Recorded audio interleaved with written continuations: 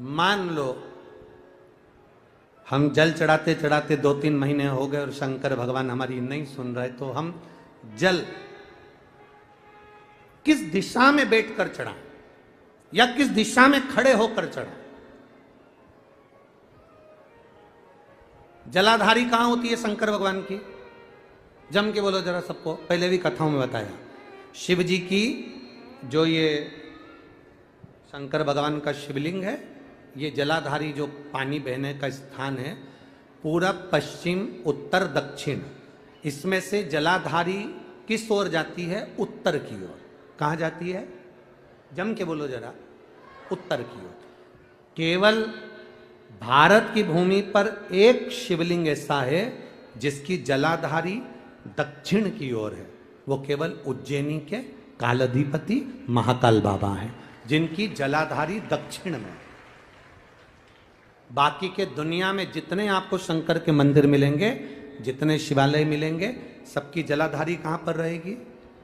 जम के बोलो जरा, उत्तर में। उत्तर की ओर जलाधारी रहेगी, उत्तर में। पूरब पश्चिम में नहीं, दक्षिण में नहीं, उत्तर की ओर जलाधारी रहती है। तो बेटी ने पूछा कि गुरुदेव, अगर मान लो हमें जल चढ़ाता चढ़ाता इतना दिन हो गया और बाबा नहीं सुनी दिया, तो हम कई करें? अब उसने तो, बेटी ने तो अपनी भाषा में, राजगढ़ की भाषा में लिख दिया कि हम काई करें। अब तुम बताओ। तो मेरा उस बेटी से निवेदन है, तुम काई मत करो, बस इतना करो कि उत्तर की ओर जो जलाधारी होती है ना, प्रत्येक मंदिर में, ऐसा कोई शिव मंदिर नहीं होगा जिसमें उत्तर की ओर जलाधारी नहीं हो। सब मंदिर में उत्तर की जलाधारी रहती, केवल एक कालाधिपति महाकाल राजा की दक्षिण में, बाकी के सब की उत्तर में। तो अगर बाबा नहीं सुन रहे हैं तो बेलपत्री एक अशोक सुंदरी वाली जगह पर चढ़ाकर, दूसरी बेलपत्री बाबा देवादिदेव महादेव को, ये डंडी का मुख अशोक सुंदरी के यहाँ चढ़ाओ तो उत्तर की ओर। ये जो आप बेलपत्र चढ़ाओगे शिवलिंग के ऊपर, इसकी डंडी का मुख भी उत्तर की ओर। और तुम जब बैठो तो दक्षिण में बैठना। कहाँ पर बैठना? यहाँ बैठोगे तो यहाँ से जो पानी बह रहा है, आप कहाँ बैठोगे?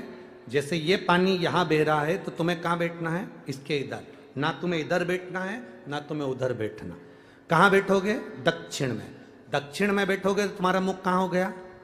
जम के बोलो, जम के उत्तर में। तो तुम जब यहाँ बैठोगे तो ये जो जलाधारी है, जहाँ से पानी बहकर जा रहा है, यहाँ बैठोगे। और जब आप जल समर्पित करोगे, जल चढ़ाते चढ़ाते एक बार थोड़ा सा आगे बढ़कर जल की धार को अशोक सुंदरी तक लेकर जाना। ये लगभग तुम 2 या 3 महीना कर कर देखो, मेरा बाबा तुम्हारा हाथ जरूर पकड़ेगा, निश्चित है।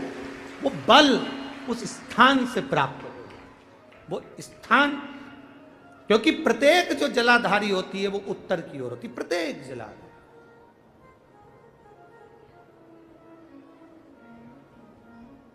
लोग हमसे कहते हैं, क्या इतने सारे भक्त आते हैं कथा में, क्या ये सब शिव भक्त हैं? क्या इनके अंदर भाव है?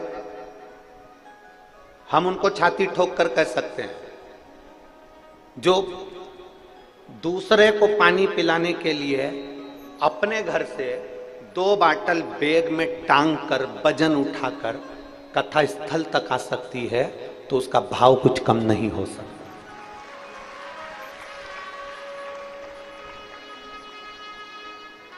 उसका भाव कम नहीं हो सकता, उसके भाव में कोई कमी नहीं हो सकती, उसका भाव कभी गलत नहीं हो सकता। ये मेरी जितनी जीजियां बैठी हैं ना, जितनी माताएं बैठी है, जितने मेरे जीजा बैठे हैं, मेरी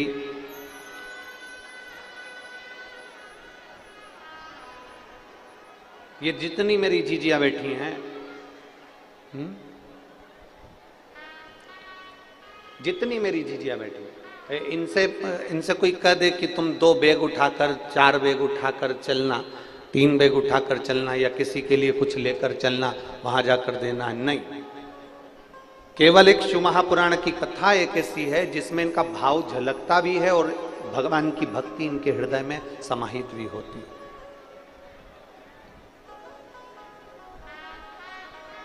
भीतर से भाव उत्पन्न करो और फिर निवेदन करेंगे। शंकर जी के मंदिर में जाओ ना, शिव जी के मंदिर में अगर जाओ या शंकर जी के शिवालय में जाओ या एक लोटा जल समर्पित करने के लिए जाओ, तो वहां जाने से पहले अपने भीतर भाव उत्पन्न करो। कौन सा भाव उत्पन्न करना है?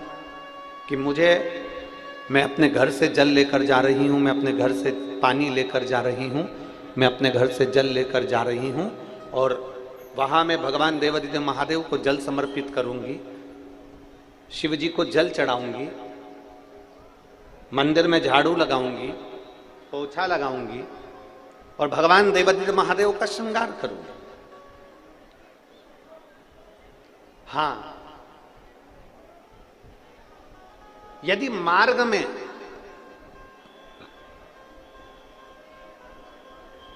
इस जल की भी जरूरत अगर भगवान महादेव से भी ज्यादा किसी जीव को पड़ जाए, संत एकनाथ जी, संत तुकाराम जी, जिन्होंने प्रेरणा दी, त्रिवेणी का जल लेकर रामेश्वरम के लिए जाते हैं और बीच मार्ग में एक जीव गर्मी के कारण रोड पर पड़ा हुआ था। संत एकनाथ जी, संत तुकाराम जी उस जल को भगवान उस जीव को पिला देते हैं। साथ वालों ने कहा तुम ये कावड़ लेकर जा रहे हो, साथ वालों ने कहा ये जल लेकर जा रहे हो, तुम्हें त्रिवेणी का जल शंकर भगवान को रामेश्वर में चढ़ाना था और तुम ये बीच में सारा जल तुमने इसको पिला दिया। तो इतने में संत एकनाथ तुकाराम जी महाराज बड़े भाव से कहते हैं कि देखो, वो भी महादेव है और ये भी महादेव है, अगर महादेव को यहां लेना है तो वो जल को स्वीकार करना।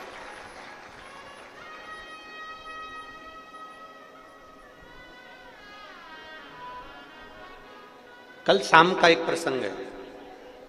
कल कोई कह रहा था, गुरुजी आप 2 बाटल जल लाने का बोलते हो, 1 बाटल का क्यों नहीं कहते? हमने कहा वो 1 बाटल उसके खुद के काम की रहेगी, और अगर वो 2 बाटल जल लेकर आ रहा है ना, तो उसके अंदर ये भाव है कि मैं दूसरे को पिलाने के लिए लेकर जा रही हूं। अगर हम दूसरे को समर्पण करने का भाव रखते हैं तो भोलेनाथ भी अपना सर्वस्व तुम्हें लुटाने का भाव अपने भीतर रखते हैं।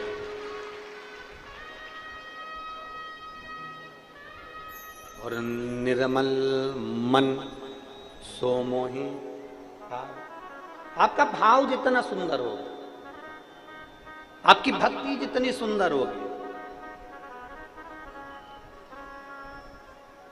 उस निर्मल भाव से परमात्मा को ढूंढने में देर ही नहीं लगेगी। निंदा से दूर हो जाओ, चुगली से दूर हो जाओ, बेकार कर्म से दूर हो जाओ। एक बड़ा सुंदर संवाद आता है।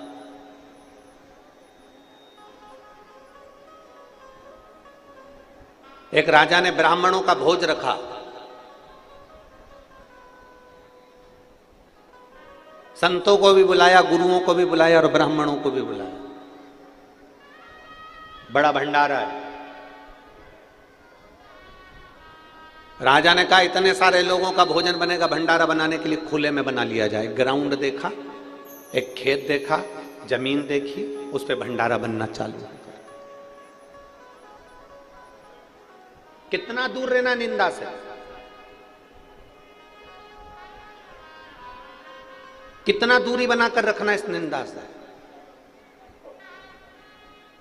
जिस पर हम बैठे हैं, जिस पर हम बैठे हैं, इसको क्या कहते हैं? जम के बोलो जरा। इसको कोई प्रधानमंत्री की कुर्सी तो नहीं कहता, इसको कोई राष्ट्रपति की कुर्सी तो नहीं कहता, इसको कोई मुख्यमंत्री की कुर्सी तो नहीं कहता, इसको कोई आमदार या खासदार की कुर्सी तो नहीं कहता। इसको क्या कहते हैं? व्यास पीठ। काय के लिए मिली है ये? अगर कोई व्यास वक्ता इस पीठ पर बैठे तो वो क्या करने के लिए बैठा? इस पीठ पर बैठा है वो भगवान की चर्चा करने के लिए, जनमानस को प्रेरणा देने के लिए और जनमानस को मंदिर, शिवालय, देवालय से जोड़ने के लिए बैठा।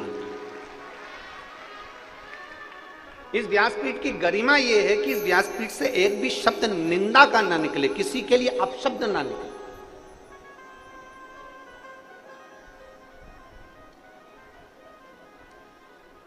और मेरी परतवाड़ा की जीजियों, आपसे कहना चाहेंगे, निवेदन करना चाहेंगे कि इस व्यासपीठ पर देवाधिदेव महादेव की कृपा से जब भी आते हैं तो माता सरस्वती से कहकर आते हैं, माँ ऐसी कृपा करना, इस कंठ से कोई ऐसी वाणी ना निकलवाना कि किसी के दिल को चोट पहुंच जाए, किसी के हृदय को चोट पहुंचे, ऐसी वाणी नहीं चाहिए। किसी की निंदा इस व्यासपीठ से ना निकले।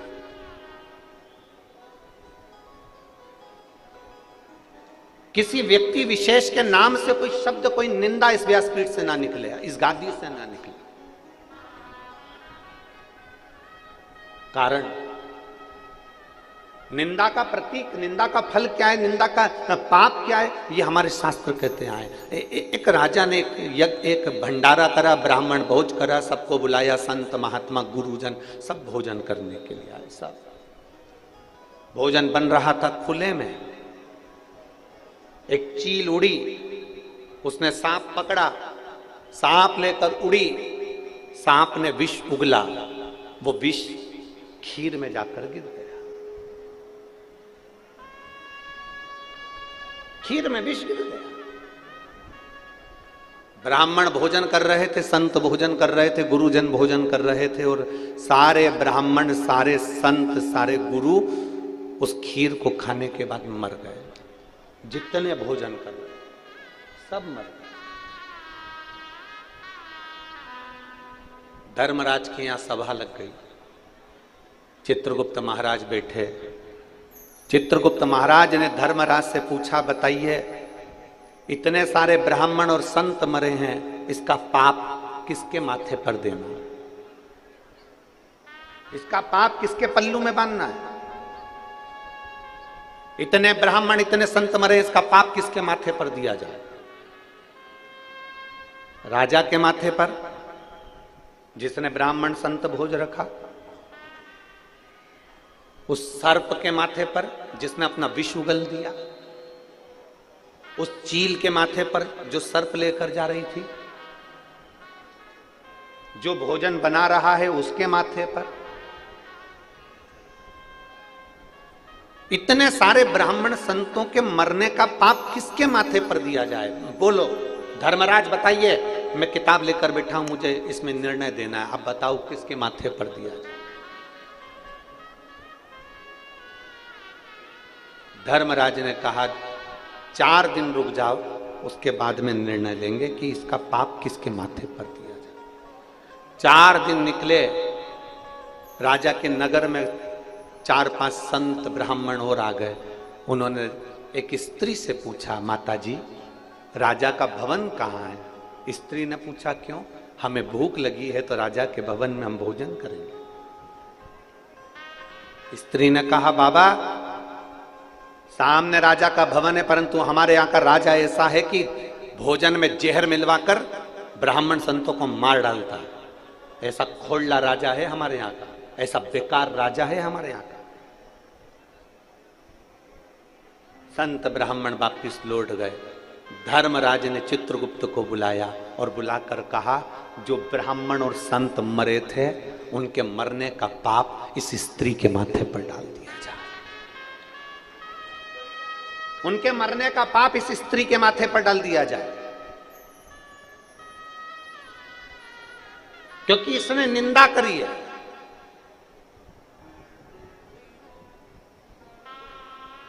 ये निंदा कर रही है। एक छोटी सी निंदा सामने वाले के पाप को हमारे माथे पर चढ़ा देती है।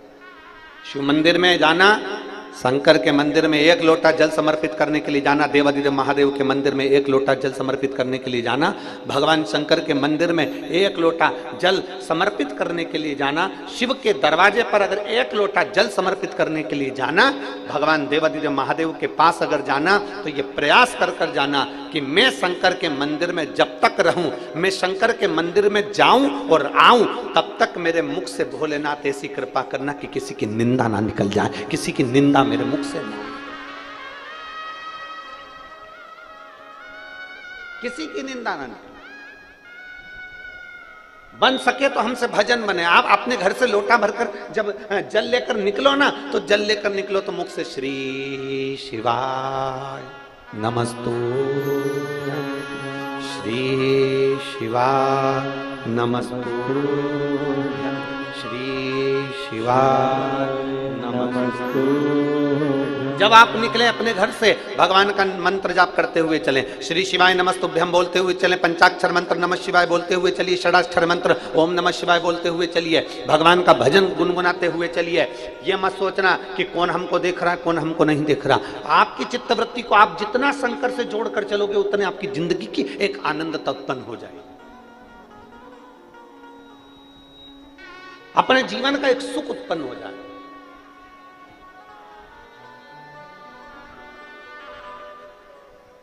अपने भजन के बल को बढ़ाइए, अपने भाव को बढ़ाइए, अपने भाव।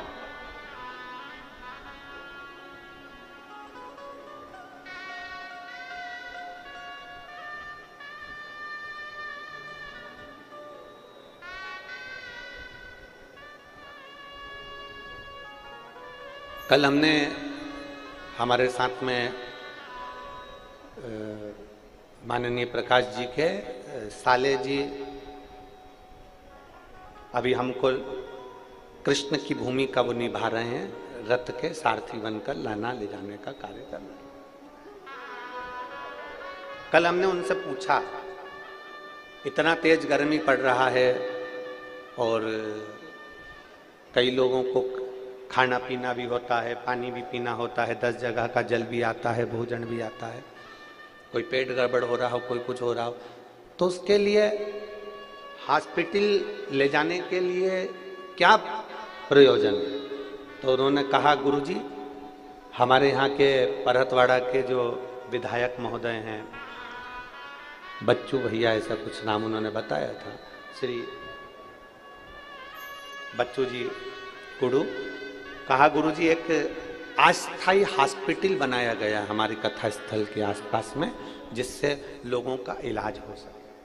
मैं माननीय विधायक महोदय बच्चू भैया जी को बहुत बहुत साधुवाद देता हूं कि आपने ये व्यवस्था की। साधुता है।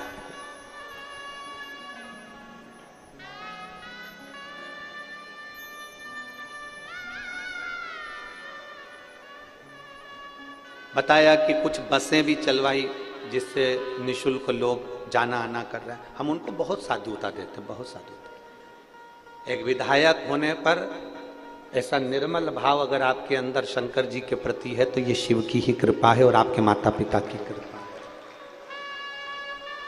साधुता। अपने भाव को शुद्ध बनाइए।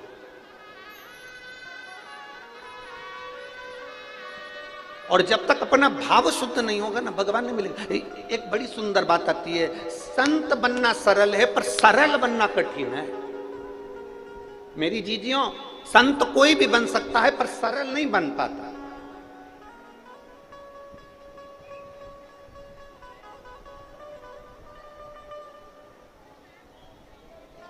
ये कंठी काय के लिए पहनते हो? तुलसी की। जम के बोलो जरा। गले में तुलसी की कंठी काय के लिए पहनते हो? गले में रुद्राक्ष काय के लिए पहनते हो? गुरु जी से मंत्र काय के लिए लेते हो? गुरु दीक्षा काय के लिए लेते हो? बड़े बड़े अवधे पर जाकर बैठ जाए और आपने किसी गुरु से मंत्र लिया है, कंठी पहनी है, गले में अगर तुलसी की माला पहने हो, गले में अगर रुद्राक्ष की माला पहने हो, कंठी का मतलब होता है कि अपने कंठ से किसी की निंदा ना निकले। कंठी का मतलब है अपने कंठ से किसी की बुराई ना निकले। कंठी का मतलब है अपने मुख से किसी के लिए अपशब्द ना निकले।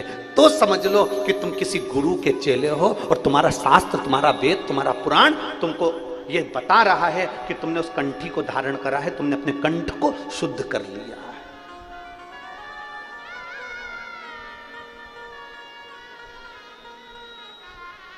कंठी का मतलब केवल ये नहीं है कि हमने दिखावा कर दिया कि हमने अपने गुरु का मंत्र ले लिया। कंठी का मतलब ये नहीं है कि हमने दिखावा कर लिया और हम उस गुरु के चेले हो गए ना। कंठी लेने का मतलब है कि कंठ से किसी के लिए अपशब्द ना निकले, कंठ से कोई आड़ी टेढ़ी बात ना निकले।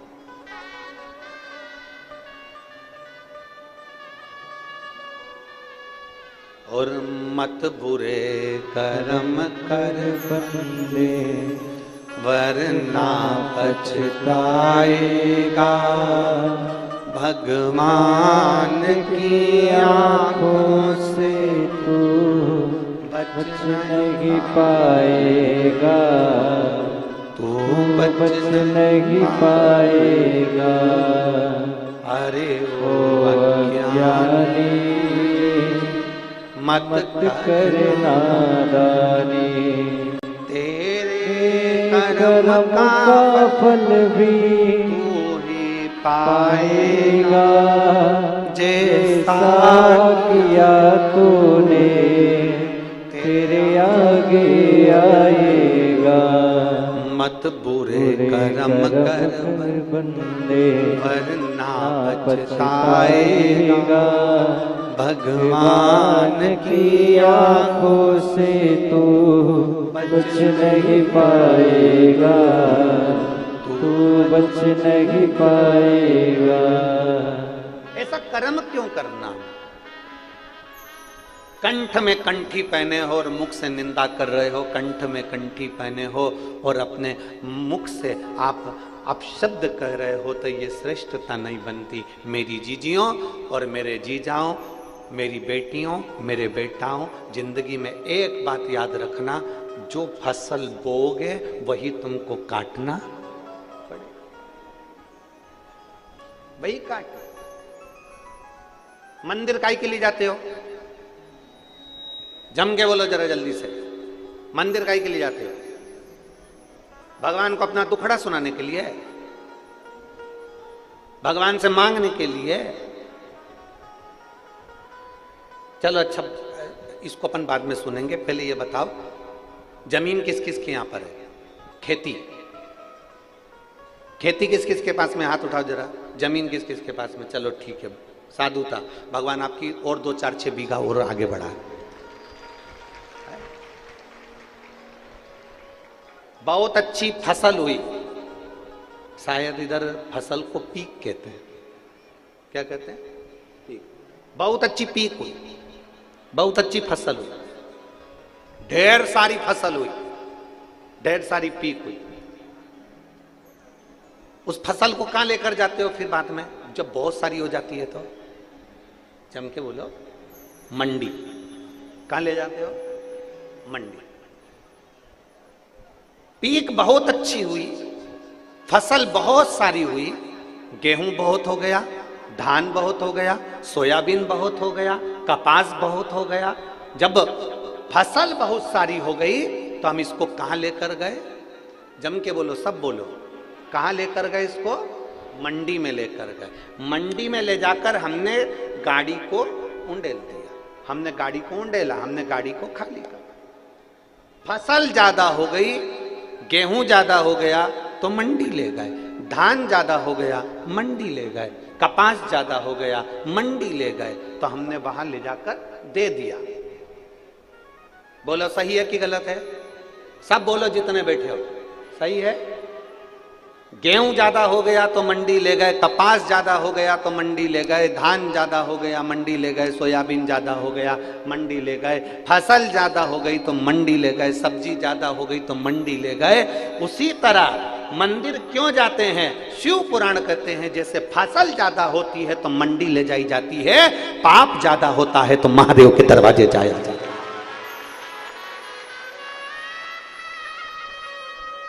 मंडी में जाकर फसल को खाली करा जाता है और मंदिर में रोज जब हम देव अधिदेव महादेव को लोटा भर के जल चढ़ाने जाते हैं ना, तुमको तो मालूम भी नहीं पड़ता हमारे ऊपर जो जो पाप चढ़ा हुआ होता है वो धीरे धीरे जल चढ़ाते चढ़ाते जब हम महादेव के सामने अपने शीश को झुकाते हैं तो जैसे ट्राली, बैलगाड़ी, जैसे फसल की गाड़ी खाली हो जाती है, जब हम महादेव के आगे शीश झुकाते हैं तो हमारे ऊपर का पाप भी खाली हो जाता है। पाप भी खाली।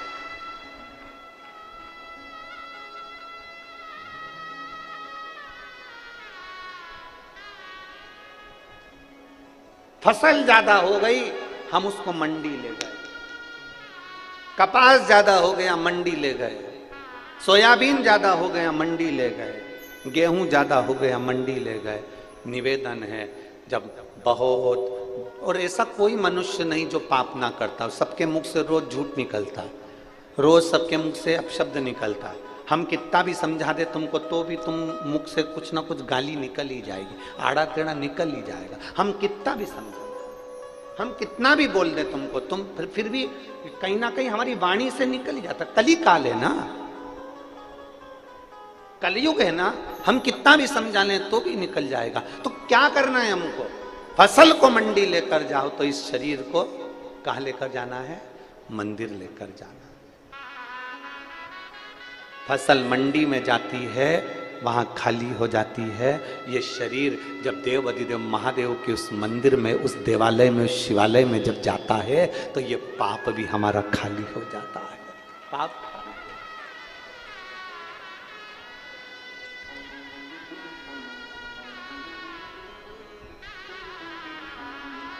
और मेरे बाबा दया करना,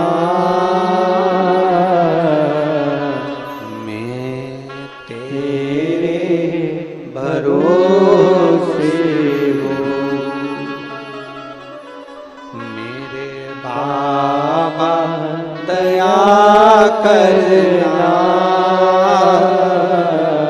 मैं तेरे भरोसे हूँ।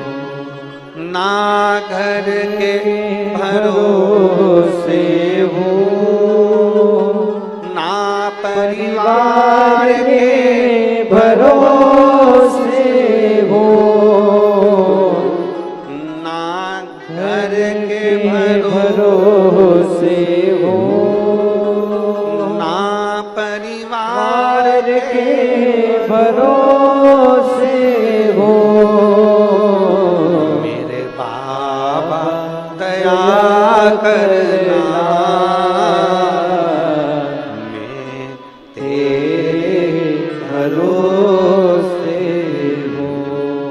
भोले बाबा दया करना, मैं तेरे भरोसे हूँ। हम शिव के भरोसे, हम परमात्मा के भरोसे।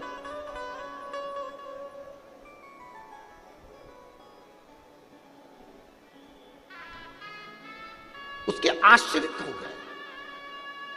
इस मुख से निंदा ना निकले, इस मुख से अपशब्द ना निकले, कंठी पहनने के बाद कंठ से आड़ी टेढ़ी बात ना निकले। और लिखण वाले तू हो के दयाल लिखना, मेरे जिह्वा पे शिव जी का प्यार लिखना। मेरी इस जिह्वा पर, मेरे इस वाणी पर भगवान का नाम लिखना, अपशब्द ना लिखे। संत बनने के लिए सरल बनना पड़ेगा। शंकर भगवान के लिए, शंकर भोले हैं इसलिए भोला बनना पड़ेगा। जो जैसा है ना उसके जैसा वैसा बनना पड़ता है। मेरी जीजियां बैठी हैं ना, जब ये बच्चे को भोजन कराती हैं ना, बूढ़े से बूढ़े लोग जब बच्चे के साथ खेलते हैं ना तो बच्चा बन जाते हैं। बोलो री जीजिया, सही बात है। और क्या उसकी मम्मी भी क्या तोतरी बोले क्या? नहीं, पर बच्चे के साथ में उसको तोतरा बोलना पड़ता ले। अब वो कितनी कितनी लीला करती है। वो कौआ आया, कौआ आया, कौआ आया, कौआ आया। फिर बच्चे को डराती भी, बच्चा अगर एकदम डरता है ना तो बाबा आया। बच्चा खूब रो रिया हो ना, खूब तेज रो रिया हो तो माँ क्या कह देती है? एकदम बोलो बोलो, जम के बोलो, बाबा आया। बच्चा एकदम डर जाता है। रोना, अरे बोलो तो जम के बंद। थोड़ी देर के लिए देखेगा कहां आया। जब उसने देख लिया नहीं आया तो फिर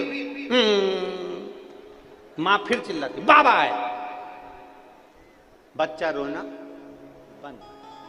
शिव महापुराण की कथा कहती है, बच्चा रो रहा है और मां कह देती है बाबा आया, तो बच्चा रोना बंद कर देता है।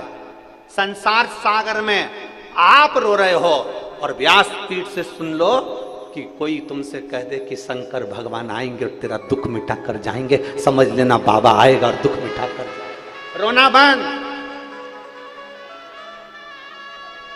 मेरे बाबा दया करना,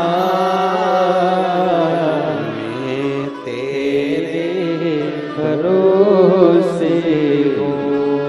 मेरे बाबा दया करना, मैं तेरे भरोसे हूँ। रोना बंद। अब क्या रो, अब बाबा आ गया, बाबा आया, बच्चे ने रोना बंद करा। माँ को बच्चे के साथ बच्चा बनना पड़ता है। माँ को जैसा बूढ़ा व्यक्ति भी है ना, तो बूढ़े के साथ बूढ़ा बनना पड़ता है। माता पिता को बच्चे के अनुकूल चलना पड़ता है, अनुकूल। जैसा वो है उसके अनुकूल रहना पड़ेगा। तो क्या माँ बच्ची है? क्या घर का बुजुर्ग बच्चा है? पर बच्चे के साथ बच्चा बनना पड़ता है। उसी तरह मेरे महादेव भोले हैं, मेरे महादेव भोले भाले हैं, इसलिए उनका नाम है भोले शंकर। तो हमको क्या बनना पड़ेगा? महादेव जैसा भोला बनना पड़ेगा। जब आप भोले बन जाएंगे, महादेव आपके साथ हो जाएंगे, फिर आपका दुख महादेव का होगा, आपका दुख महादेव। एक पत्र है,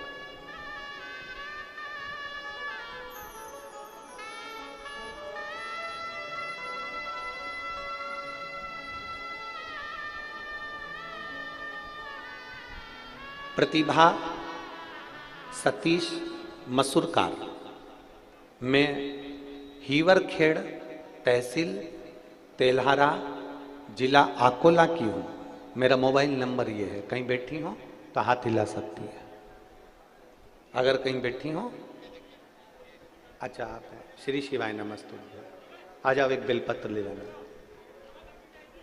मेरा नाम प्रतिभा सतीश मसूरकार है, मैं हीवरखेड़ तहसील तेल्हारा जिला अकोला की हूँ। मेरा मोबाइल नंबर ये है। गुरुजी, मैं एक लोटे जल का क्या वर्णन करूं। मुझे सोराइसिस की बीमारी थी। 13 साल से मेरे शरीर से खाल निकलती रहती थी, उसको कितना भी खुजालो उसमें से खाल निकलती रहती थी, पूरे शरीर में खुजाल चलती रहती और सोराइसिस की बीमारी थी। 13 साल से 13 वर्ष से लगातार मैं इलाज डॉक्टरों का करवा रही थी। डॉक्टर ने कहा था ये बीमारी मरते दम तक रहती है, इस बीमारी का कोई इलाज नहीं, बीमारी ठीक नहीं हो सकती है, डॉक्टर ने कह दिया था। तब मैंने दवाई तो खा रही थी, टीवी पर आपकी कथा सुनना प्रारंभ करा और टीवी पर कथा श्रवण करना प्रारंभ करा। एक लोटा जल देवादिदेव महादेव को समर्पित करती, उस जल को लाती, पीती और अपने शरीर पर लगा लेती। गुरुदेव, मैं बाबा का क्या गुणगान करूं, जहां दवाइयां असर ना कर पाई, सोराइसिस की बीमारी मरते दम तक रहती है, लोग कहते हैं, डॉक्टर कहते हैं, पर मेरे देवादिदेव महादेव ने मुझे 4 महीने में अच्छा कर दिया और बाबा की कृपा से आज मैं पूर्ण तरह से ठीक हूं और मेरी बीमारी भी ठीक है। ये शिव तत्व, अब शरीर में मुझे वो बीमारी नहीं लगी। शिव तत्वता शंकर हो भिड़ी। एक माने एक लाइन लिखी है, देखिए,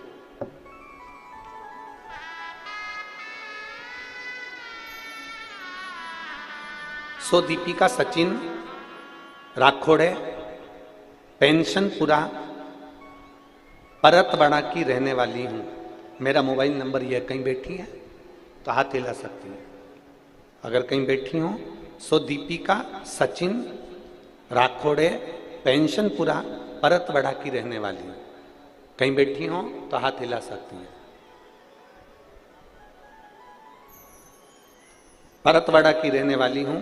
मेरी लड़की खुशी सचिन राखोड़े 8 महीने की हुई, तब से, जब वो 8 महीने की हुई तब से उसको एक गठान हो गई और गठान डॉक्टर को दिखाया तो डॉक्टर कहते हैं कि इसका ऑपरेशन करना पड़ेगा। अब डॉक्टर सोनोग्राफी करवाए, जांच करवाई, जांच करने के बाद उसको ऑपरेशन का कह दिया। जब हमने ऑपरेशन का सुना तो हमने, बच्ची छोटी है जानकर ऑपरेशन कैसे कराते, हमने इतनी छोटी सी बच्ची का कैसे ऑपरेशन करा। तब हमने ऑपरेशन करने का मन से निकाल दिया और हमारी पड़ोसन के कहने से हमने शंकर जी को एक लोटा जल चढ़ाना प्रारंभ करा। शिव जी को जल चढ़ाते, वो जल लाकर अपनी बेटी को दे देते। बेटी की उम्र छोटी है और उसको ये गठान उसके बगल में हो गई। अब करें क्या गुरुदेव, 2.5 महीने तक हमने उस बच्ची को शंकर जी पे चढ़े हुए जल को पिलाते रहे और एक दिन उस बच्ची के जो गठान थी वो अपने आप फूट गई और फूटते से ही उसकी गांठ में जो सामान था वो सब बाहर निकल गया और डॉक्टर के पास हम लेकर भागे तो डॉक्टर ने कहा ये तो कोई चमत्कार ही है जो तुम्हारी बेटी बिना ऑपरेशन के ठीक हो गई। ये शिद्दत है। सो दीपिका सचिन राठौड़े, पेंशनपुरा परतवाड़ा की रहने वाली हूं। मेरा नंबर ये है, कहीं बैठी हो तो हाथ हिला सकते। आजा बेटा।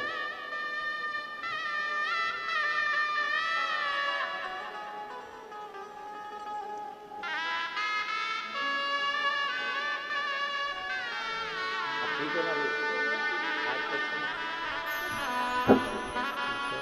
शरीर पूरा ठीक हो गया, हाथ वगैरह पूरे शरीर का था।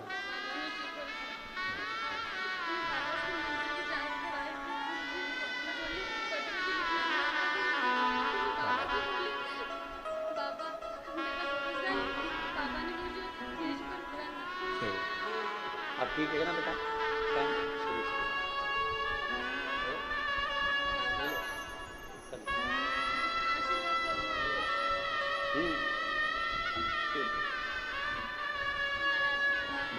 अब ठीक है ना शरीर? 13 वर्ष से सोरायसिस की बीमारी थी, पूरा शरीर खुजाते, पूरे शरीर में थी और देवाधिदेव महादेव ने आज पूरा शरीर बाबा की कृपा से ठीक हो गया। ये उभरी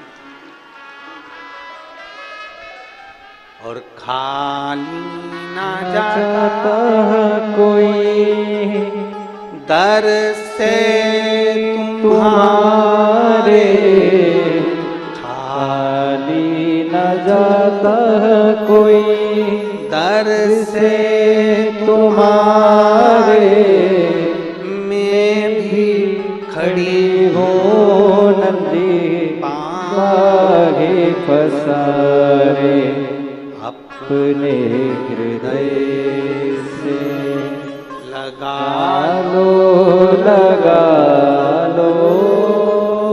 गिरा जा रहा हूँ, उठा लो।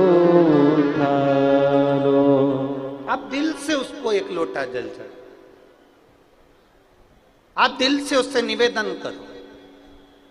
वो बेटी ने एक लाइन अच्छी लिखी है, प्रतिभा सतीश मसूरकार, हीवर खेड़ा, तेलाहारा, जिला अकोला। इन्होंने एक लाइन अच्छी लिखी है,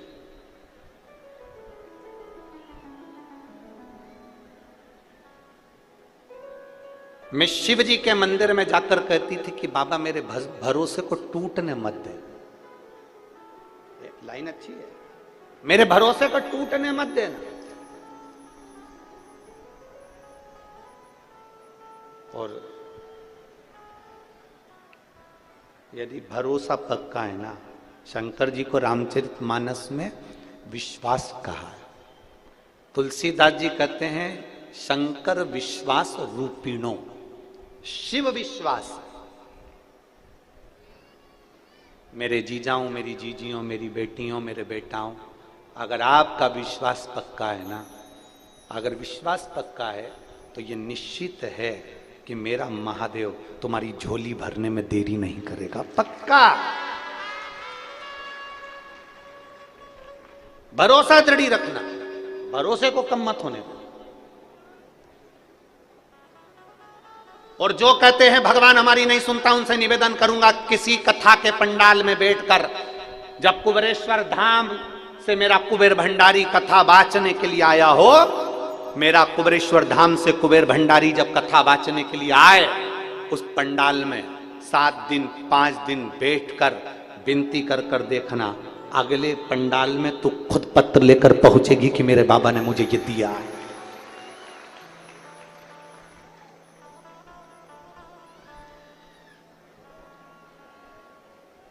उससे विनय करिए।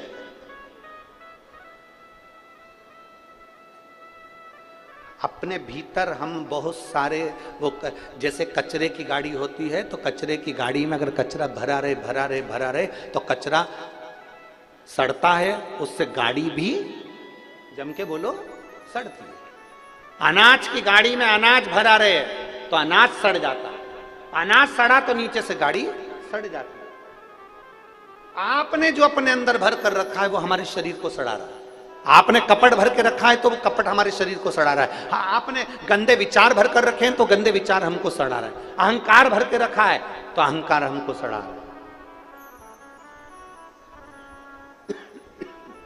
अपने भीतर जो हमने भरा, इसलिए कचरे की गाड़ी को खाली करना जरूरी है, अनाज की गाड़ी को खाली करना जरूरी है, बर्तन में पानी भरा है तो उसको खाली करना जरूरी है, वरना जंग लग जाएगी। प्लास्टिक की बाल्टी होगी तो बाल्टी चिकनी हो जाएगी, पानी भरा रहेगा तो उसमें कई जम जाएगी। इसलिए कपड़ा पानी में पड़ा रहेगा तो वो पानी में कपड़ा भी बेकार हो जाएगा। शास्त्र कहता है खाली करना जरूरी है। डब्बे में भरा है खाली करो, बाल्टी में भरा है खाली करो, कचरा भरा है खाली करो, अनाज भरा है खाली करो, कुएं में पानी भरा है कुएं को भी खाली करना जरूरी है। अगर कुआं खाली नहीं होगा तो पानी बदबू मारने लगेगा, कुएं को भी खाली करना जरूरी है। उसी तरह कुएं को खाली करना जरूरी है, तालाब को खाली करना जरूरी है, अनाज की गाड़ी को खाली करना जरूरी है, कचरे की गाड़ी को खाली करना जरूरी है। तो ये एक बात याद रखना, अपने दिल को भी महादेव के सामने कहकर खाली करना जरूरी है। खाली करो।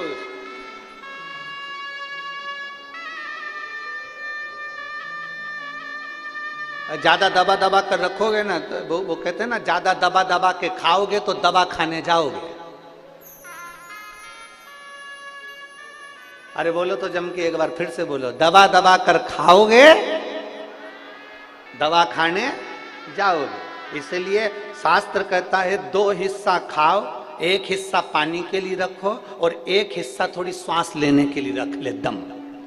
परंतु व्यक्ति सोचता है बिस्कुट आ रहा है आन दो, पानी आ रहा है आन दो, कोल्ड ड्रिंक आ रहा है आन दो, कुरकुरे आ रहे आन दो, वेपर्स आ रहे आन दो, सब ले लेके रख लिया और पूरी कथा में कथा तो कम सुनी और दिन भर बैठी बैठी बैठी बैठी बैठी बैठी बैठी। अब इतना खा लिया कि अब लोटा, अब इतना खाया तो फिर अब विचार कर रही कहां से निकलूं,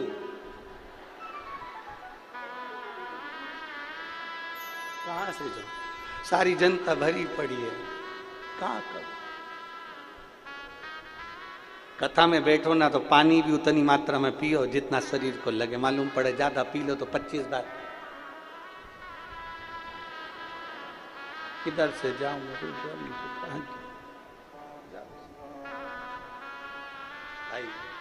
जो दवा दवा कर खाता है वही दवा खाने जाता है। इसलिए भीतर अपने अहंकार को इतना मत भर लो, काम को इतना मत भर लो, लोभ तृष्णा आसक्ति को इतना मत भर लो। दबा के भरोगे ना तो फिर दवा खाने तो जाना ही। फिर अंदर इतना भर लिया, उसने मेरे को ये बोल दिया, रखते गए रखते गए रखते गए, उसने ऐसा कर दिया, रखते गए रखते गए रखते गए रखते गए। भीतर एक उत्तर प्रदेश में एक महादेव का मंदिर है, गंगा नदी के तट पर।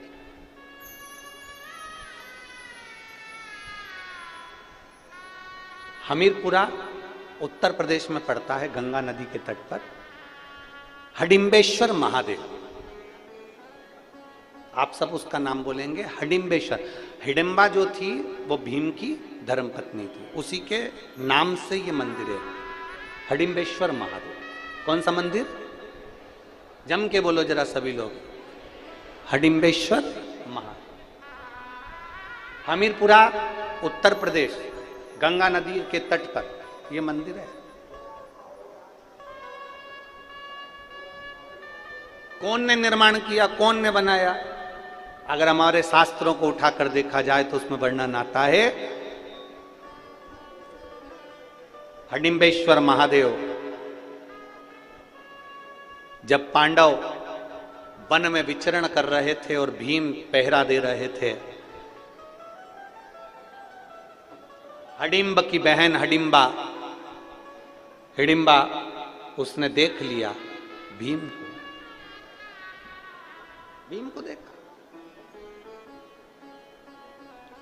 पेड़ पर चढ़ के बैठ गई हिडिम्बा, भीम को देख रही। सुबह सुबह भीम ने ब्रह्म मुहूर्त में सुबह के समय पर स्नान करा, एक शिवलिंग का पार्थिव शिवलिंग का भीम ने निर्माण करा, पेड़ों की पत्ती तोड़कर भीम लाया और उस शिवलिंग पर समर्पित कर दिया।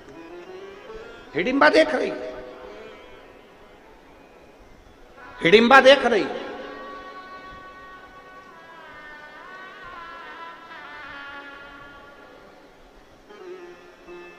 हमीरपुरा उत्तर प्रदेश में हडिम्बेश्वर महादेव गंगा नदी के तट पर, जो उत्तर प्रदेश के रहवासी हैं वो दर्शन करते होंगे वहां। हिडिम्बा देख रही है, भीम ने ब्रह्म मुहूर्त में एक शिवलिंग का निर्माण करा, पार्थिव शिवलिंग का निर्माण करा, वृक्ष की पत्ती तोड़कर लाया और भगवान शंकर को चढ़ा दिया, हाथ जोड़ के बैठ गए। हिडिम्बा राक्षसी थी, उसकी वृत्ति अच्छी नहीं थी, उसका विचार अच्छा नहीं था, वो तो भीम को खाने को आई थी, वो भीम को मारने के लिए आई थी, पांडवों के प्राण लेने के लिए आई थी, प्राण ग्रहण करने के लिए, प्राणों को नोचने के लिए आई थी, वो समाप्त करने के लिए आई थी। और वो हिडिम्बा बैठ गई पेड़ पर, वृक्ष पर, भीम को देखती रही। एक दिन निकल गया, भीम को देखती रही, 2 दिन निकल गया, भीम को देखती रही, हिडिम्बा से रहा नहीं गया।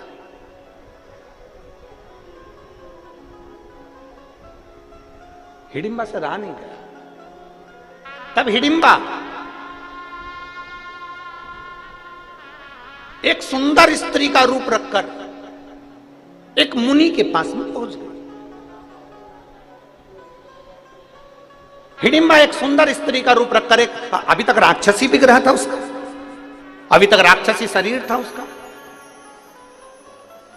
जैसे श्रीमद् भागवत में कथा आती है पूतना की, राक्षसी थी, पर भगवान को दूध पिलाने के लिए जब जाती है तो बड़ी सुंदर गोपी का रूप रखकर जाती है, बड़ी सुंदर बनकर जाती है पूतना, बड़ी सुंदर स्तनपान कराने के लिए जाती है। उसका नाम था पूतना, जो घर में पूत ना रहने दे, उसका नाम पूतना था। बड़ी सुंदर, अति रमणीय बनकर पूतना चली जाती है भगवान कृष्ण के सम्मुख में। यशोदा जी ने पूछा तुम कौन हो? पूतना कहती है मैं ब्रज की गोपी हूं। क्यों आई हो? जब लाला का जन्म हुआ तो बधाई लेने नहीं आई थी, इसलिए आज बधाई लेने के लिए आई। अच्छा, हाँ। शंकर भगवान आए थे, यशोदा जी ने लाला को शिव जी की गोद में नहीं दिया था।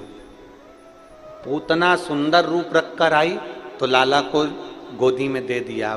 यशोदा जी ने कहा बहन तू इसको संभाल, मैं तेरे लिए बधाई लेकर आती। भगवान कृष्ण ने सुन लिया था कि इसने मुझे पूतना को बहन बोला है, तो मेरी मैया यशोदा की ये बहन है तो मेरी मासी है। अब भगवान कृष्ण को क्या मालूम था कि ये मासी नहीं, गले की फांसी है। उनको क्या मालूम था?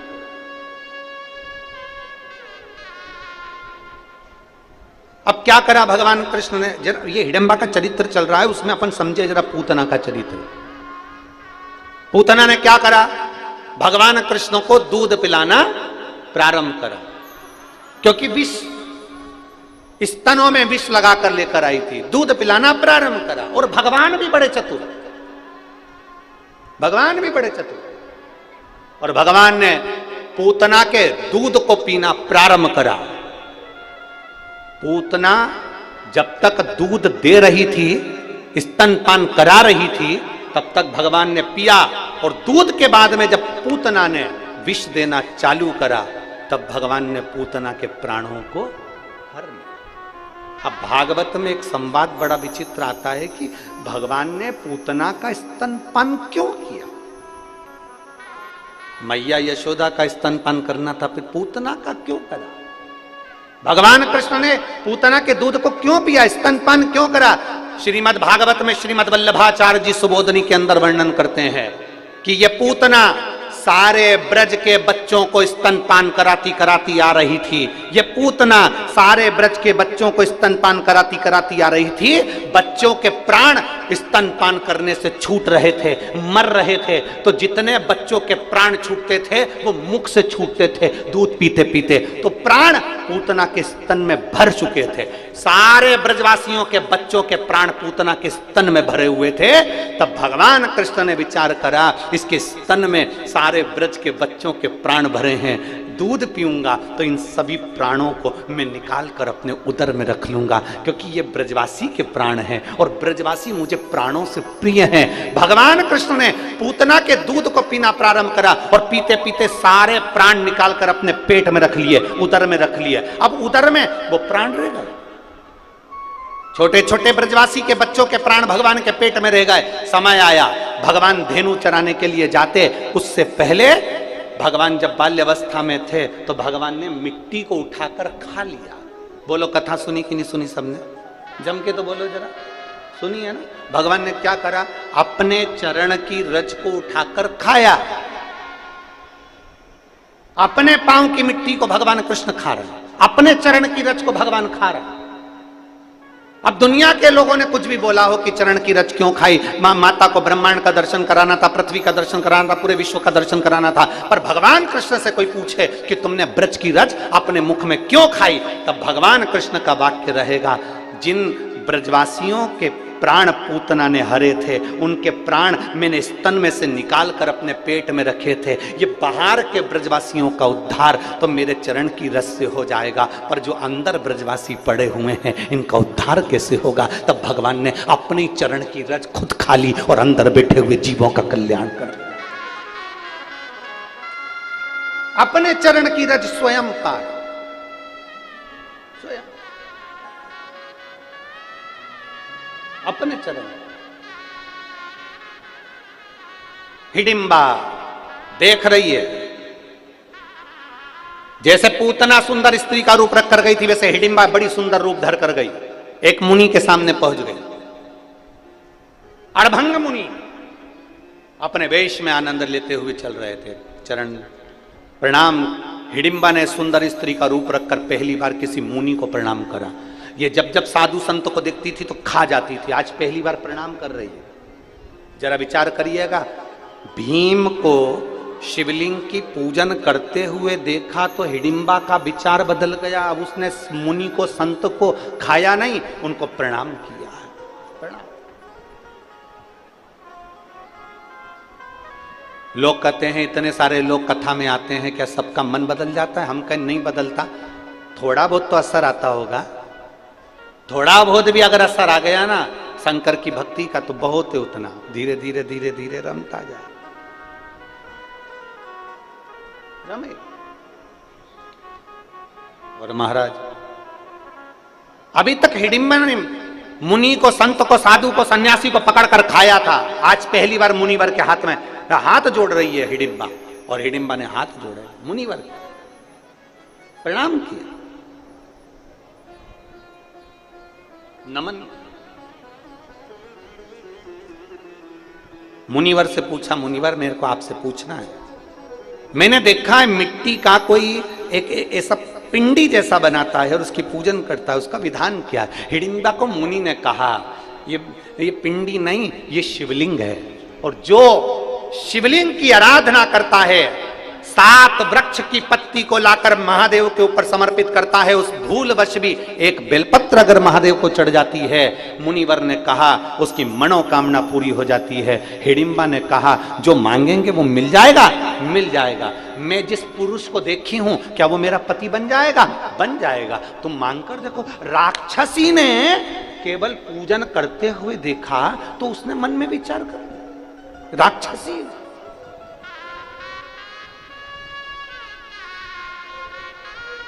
आपको अगर शंकर के मंदिर में जाता हुआ कोई देखे और मंदिर जाना चालू कर दे, समझ ले उसका कल्याण होने वाला है। आप शंकर की कथा में जा रहे हैं और कथा में जाते हुए शिव महापुराण के महत्तम में लिखा है, जब कोई नारी, पुरुष, बच्चा, बूढ़ा, कोई भी शिव पुराण की कथा सुनकर जब वो अपने गांव में जाता है तो गांव में जो उस मनुष्य का, उस पुरुष का मात्र दर्शन कर लेते हैं तो उनके पितृ भी पार उतर जाते हैं। इतना वर्णन शिव पुराण में लिखा है। शिव महापुराण में लिखा है, श्री शिवाय, जम के बोलो जरा, श्री शिवाय नमस्तुभ्यम। बोलने वाले के मुख का मात्र दर्शन कर ले तो 71 पीढ़ी में करे हुए सारे पाप छिन्न हो जाते हैं और जीव तीर्थों के दर्शन का फल पा लेता है। उसका मुख का दर्शन, उसके केवल मुखाग्रविंद का दर्शन। अब इतने सारे आप लोग हो, श्री शिवाय नमस्तुभ्यम बोल कर जाते हो, लोग आपका दर्शन करते होंगे, मुख देखते होंगे, आपका चेहरा देखते होंगे, आपका स्वरूप देखते होंगे, कितनों का कल्याण कर देते हो, कितनों का।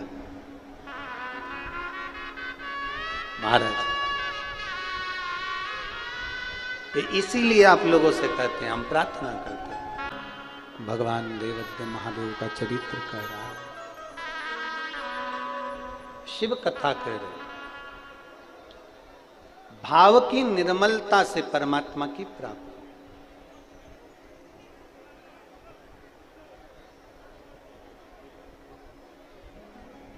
कभी कभी ऐसा हो जाता है कि शिव के करीब होने के बाद भी हमारा भाव निर्मल नहीं हो पाता। एक बार भगवान शिव विराजमान थे, पार्वती जी ने आकर उनके नेत्रों को बंद करा। पार्वती जी ने जैसे ही नेत्रों को बंद करा तो एक अश्रु की बूंद गिर गई, जिससे एक बच्चे ने जन्म ले लिया जिसका नाम अंधकासुर था।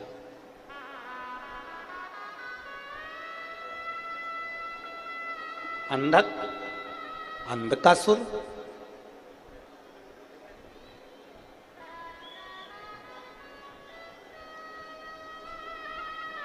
छोटा सा बच्चा माता पार्वती जी ने गोदी में उठा लिया। शंकर भगवान ने पूछा, पार्वती ये कौन है? पार्वती जी कहती है, मैंने जब आपके नेत्र बंद करे तो ये बच्चे ने जन्म लिया आपके आंसू से, आपके अश्रु से।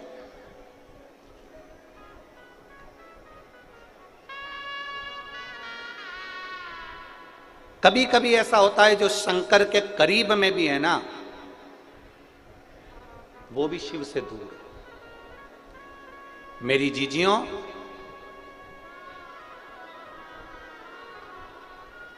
कुछ बातें ऐसी होती है जो हम व्यासपीठ पर भी लेकर नहीं आते। त्रिपुंड लगा लिया, तिलक लगा लिया, भगवान की आरती पूजन भी कर रहे हैं, आराधना भी कर रहे हैं, पर विश्वास परमात्मा के चरणों के प्रति जागृत नहीं हुआ। एक छोटा सा बच्चा, एक लड़का जो जन्म से ही नहीं बोलता, जन्म से ही नहीं सुनता, देखिए उसका पत्र है।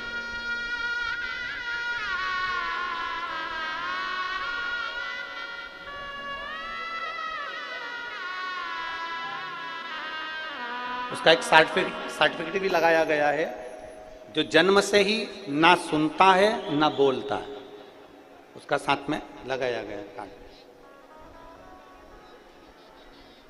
मेरा नाम ज्योति गोपाल भूरेवाल, मैं जालना महाराष्ट्र से हूं। कहीं बैठी हैं तो हाथ हिला सकती हैं। आप ही हैं? बच्चा आया है के साथ में? लिया इसको, लिया लिया। मेरा नाम ज्योति गोपाल भूरेवाल है, मैं जालना महाराष्ट्र से हूँ। मेरे बेटे का नाम उमेश भूरेवाल है। उसे बचपन से ही सुनना बोलना नहीं आता था। जब से हमने भगवान देवादिदेव महादेव की शिव महापुराण की कथा सुनना प्रारंभ करी, बेटे को एक बार कान में मशीन भी फिट करवाई तो भी वो सुन नहीं पाता था, बोल नहीं पाता था। बचपन से ही उसका ये क्रम था। हम बड़े परेशान हो गए, बच्चे का जीवन क्या करना चाहिए। एक महिला को मंदिर जाते हुए देखा तो हमने उनसे पूछा, आप कहाँ जाती हो रोज जल लेकर? तो कहीं शिव जी के मंदिर। हमने भी अपने बच्चे के लिए शंकर जी के मंदिर जाना चालू किया और शंकर जी को जल चढ़ाते और उन पर चढ़ी हुई बेलपत्र लाकर अपने बच्चे को दे देते, पानी चढ़ा हुआ लाकर अपने बच्चे को पिला देते। गुरुदेव, जिस बच्चे के लिए डॉक्टर ने भी प्रमाण दे दिया, बोल नहीं सकता, सुन नहीं सकता, आज मैं बाबा के सामने छाती ठोक कर कह सकता हूं कि मेरा बच्चा शिवजी पे चढ़े हुए जल को और बेलपत्र से सुनना भी चालू करा और बोलना भी चालू करा।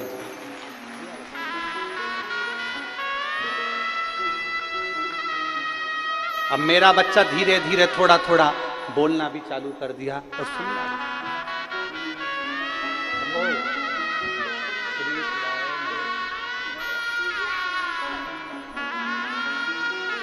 कार्डलेस दे, कार्डलेस दे।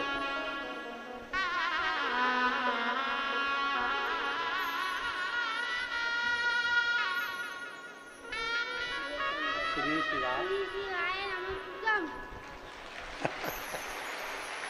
एक बार वापिस आवाज तेज करो इसकी, फिर बोलो।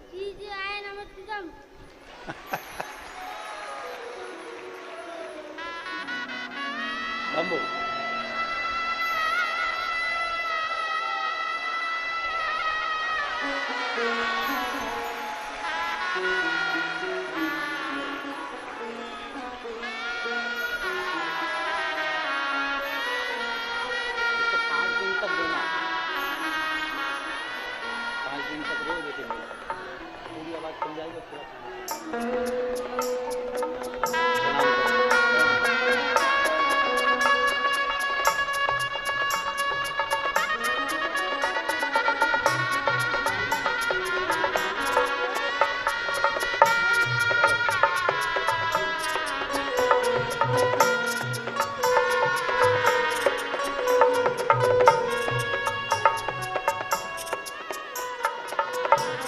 लुटा दिया भंडार काशी वाले ने कर दिया माल काशी वाले ने।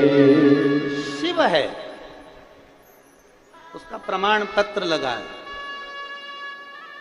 जिसमें उसकी वाणी और उसकी श्रवण शक्ति बचपन से नहीं है। ओघड़ दानी है। कोई हमसे पूछे तुम्हारी शिव पुराण में है क्या, हम कहते हैं एक बार दिल से सुनकर तो देख, तब मालूम पड़ेगा कि शिव पुराण में है क्या। क्या देता? एक पत्र और है।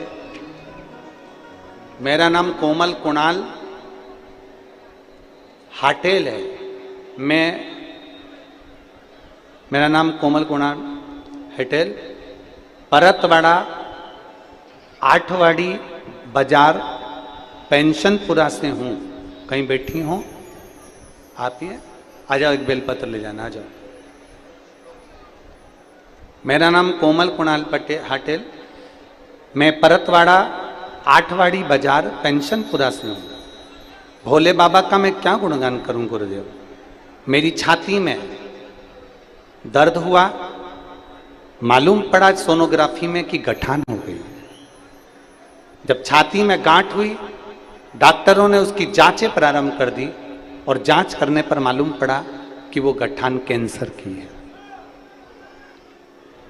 जब गठान कैंसर की थी, जांच बाहर भी गई और सारी जांचें होकर आई तो मालूम पड़ा कि मुझे छाती में जो गठान हुई थी वो कैंसर की गठान।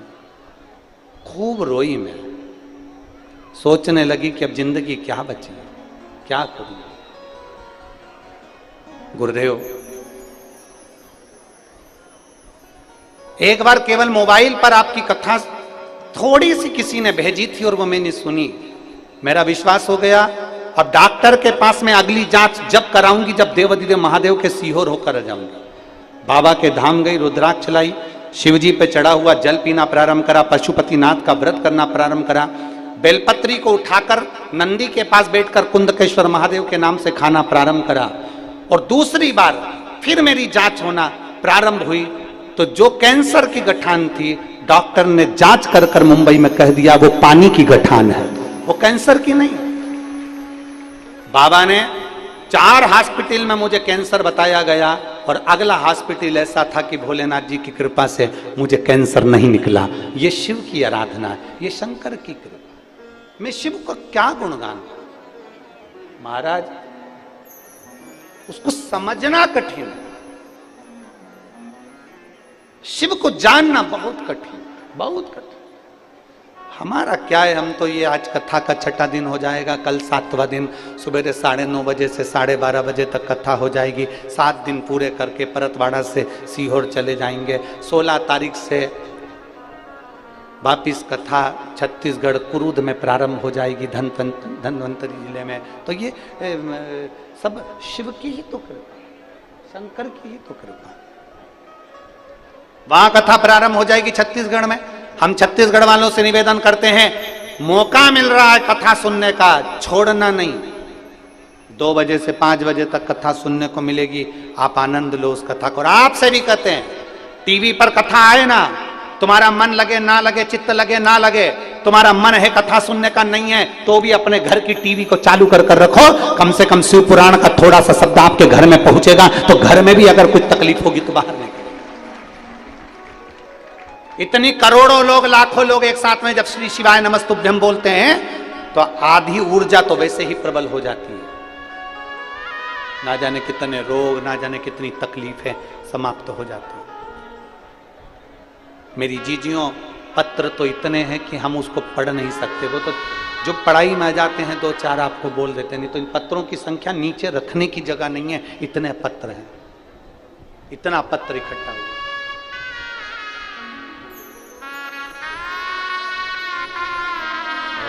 मेरे बाबा तेरी नौकरी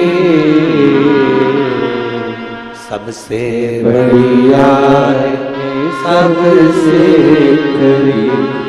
ओ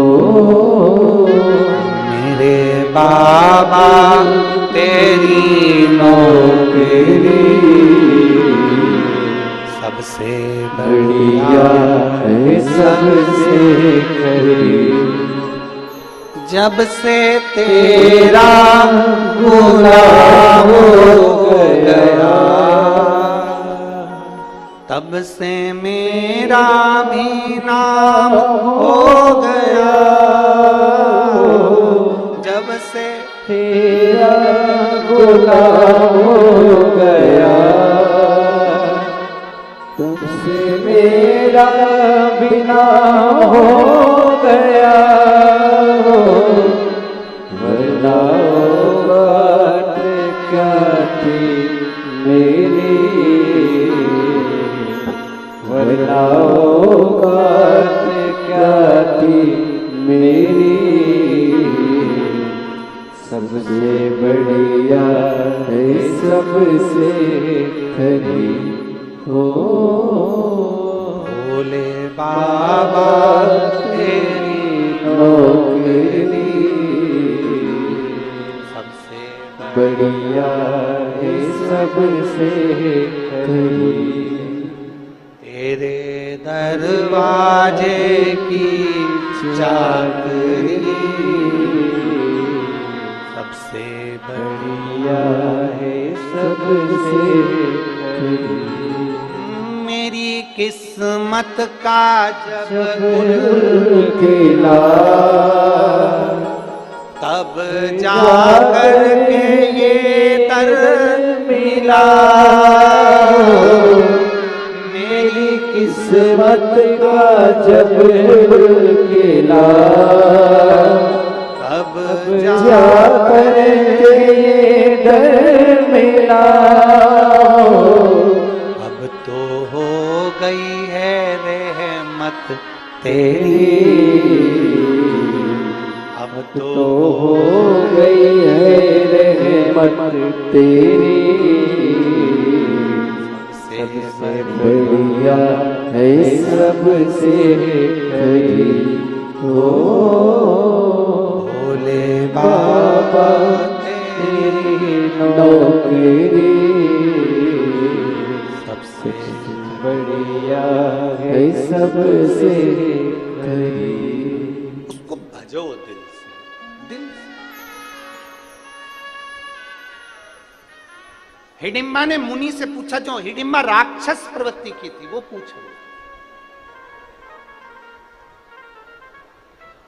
असुर प्रवृत्ति की थी जो हिडिंबा वो पूछ रही है, क्या भोलेनाथ जी से मांगो तो मिल जाता है? हां।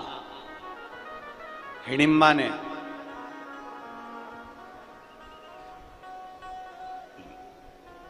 एक शिवलिंग की स्थापना करी,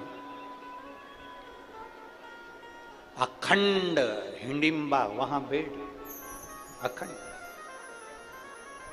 उठती नहीं है, जाती नहीं है, कहीं नहीं, कहीं नहीं जाती है, केवल भजन में लीन। हिडिंबा ने एक नियम बड़ा प्रबल बनाया, बेलपत्र को तो हिडिंबा पहचानती नहीं थी, आसुरी प्रवृत्ति की थी, राक्षस प्रवृत्ति की थी, बेलपत्र को नहीं जानती। आसुरी प्रवृत्ति में अब वो कहां बेलपत्र देखेगी? हमने पहले भी कथा में कहा, यदि आप शिव पुराण की कथा में पहुंचे हो, मंदिर तक पहुंचे हो, तो कहीं ना कहीं शिव की कृपा है। अगर ये श्री ओम प्रकाश जी, श्री प्रकाश जी जायसवाल कथा करवा रहे हैं, तो हमने पहले भी कहा इनके माता पिता की कोई पुण्याई होगी तो ये शिव पुराण की कथा जायसवाल परिवार में है।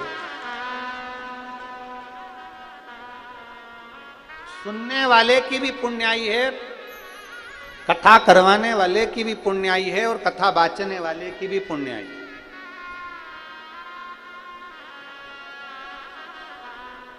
पर उसमें सबसे प्रबल पुण्याई है यजमान परिवार की और एक आपकी,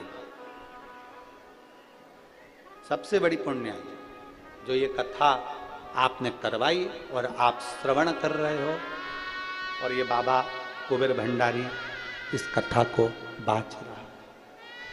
ओ बाबा, पुण्याई है। भरतवाड़ा वालों जरा विचार करिएगा, बैसाख महीने में तुम लोग इतना दान करते क्या? बोलो, जम के बोलो। इतना पानी पिलाया तुमने, इतना लोगों को चाय पिलाई, वो सामने एक बड़ा स्टॉल लगा है जय झूलेलाल समिति, मैं उनको भी धन्यवाद देता हूँ।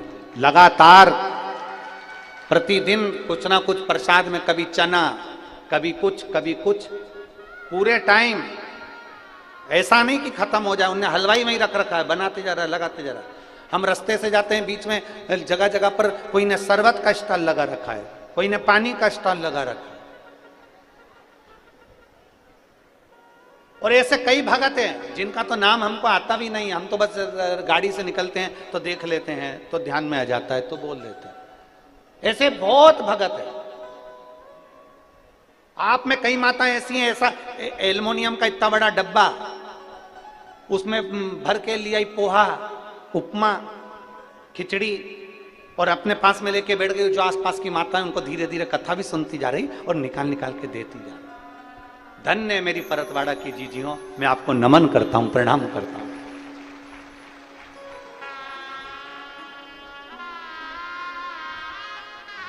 और ये खाली नहीं रहेगा तुम्हारा, जो तुमने जो भंडार लुटाया है ना, लोगों को जो खिलाया है, लोगों को जो दिया है ना, ये खाली नहीं रहेगा, ये खाली नहीं रहेगा। हमारे बीच में माननीय विधायक श्री रवि जी राणा जी पधारे हैं, जिन्होंने अमरावती में बहुत सुंदर शिव महापुराण कथा का वाचन करवाया और जनमानस में एक प्रेरणा दी है। आपका दिया गया, आपका खिलाया गया खाली नहीं जाने वाला, ये पुण्य आपके साथ में, ये पुण्य आपका है। हिडिंबा बैठ गई और हिडिंबा बैठकर भगवान शंकर के ऊपर बेलपत्र तो जानती नहीं थी, पत्तियां तोड़कर लिया थी पेड़ पौधों की, वृक्षों की, और वो शिव जी पे चढ़ा देती।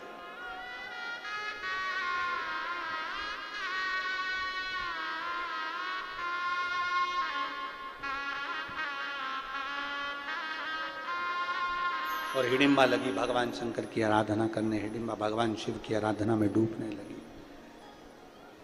मंत्र नहीं जानती है हिडिंबा, शिव जी के मंत्र जाप को नहीं जानती है हिडिंबा, शंकर जी के मंत्र को नहीं जानती है हिडिंबा। बस पत्तियां तोड़ती है, शंकर जी को चढ़ा देती है और बैठी है।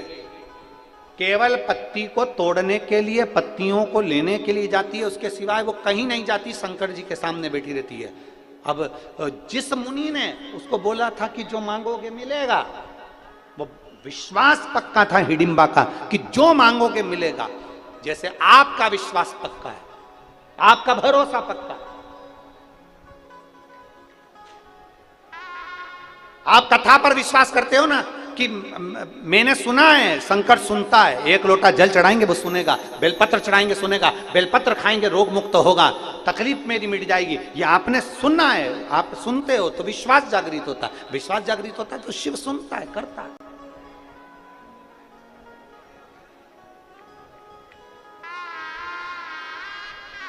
एक माँ ने तो अपने बच्चे का पत्र तो लिखा ही है, साथ में फोटो भी लगा के भेजा और बाकायदा फ्रेम में मड़वा के भेजा और लिखा है बड़े मिश्रा जी और छोटे मिश्रा जी, फ्रेम में जड़वा के भेजा। और उसने पत्र में लिखा है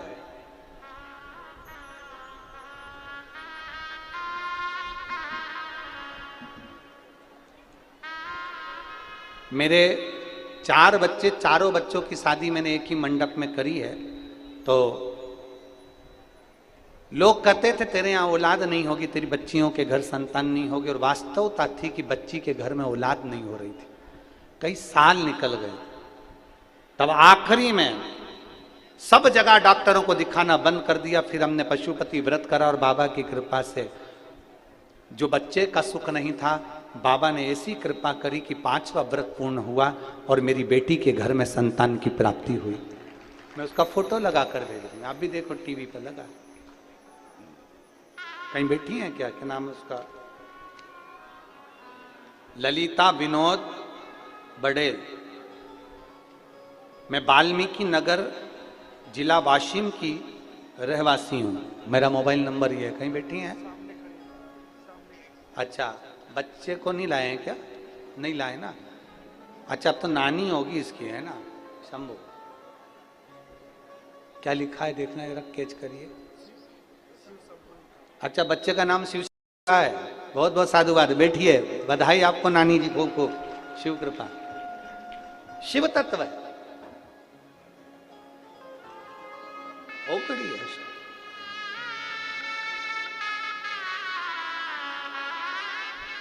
आप करो दिल से आराधना, आप करो दिल से पूजन, वो सुनेगा, वो महादेव है।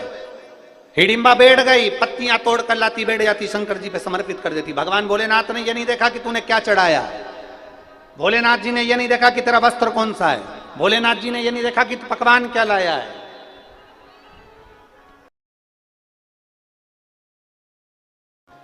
भगवान को कितने भोग लगते हैं? अरे जम के तो बोलो। लोग लिखते हैं 56 भोग लगते हैं। कितने भोग लगते हैं? महादेव को नहीं, मेरे ठाकुर जी को, मेरे राम जी को, मेरे नारायण को, मेरे गणेश जी को, सबको कितने भोग लगते हैं? 56। शिव महापुराण की कथा में बाबा देवाधिदेव महादेव माता पार्वती जी को बड़ा सुंदर एक उपदेश दे रहा है। देवाधिदेव महादेव माता पार्वती जी को उपदेश दे रहा है। उस उपदेश में माता पार्वती जी से कहते हैं, पार्वती सुन, जैसे देवताओं को भोग लगते हैं ढेर सारे, उसी तरह मनुष्य को भी भोग भोगना पड़ते हैं ढेर सारे। इस मानव शरीर को भी भोग भोगना पड़ते हैं। कई दुख जिंदगी में आते जाते हैं, आते जाते हैं, भोगना पड़ता है।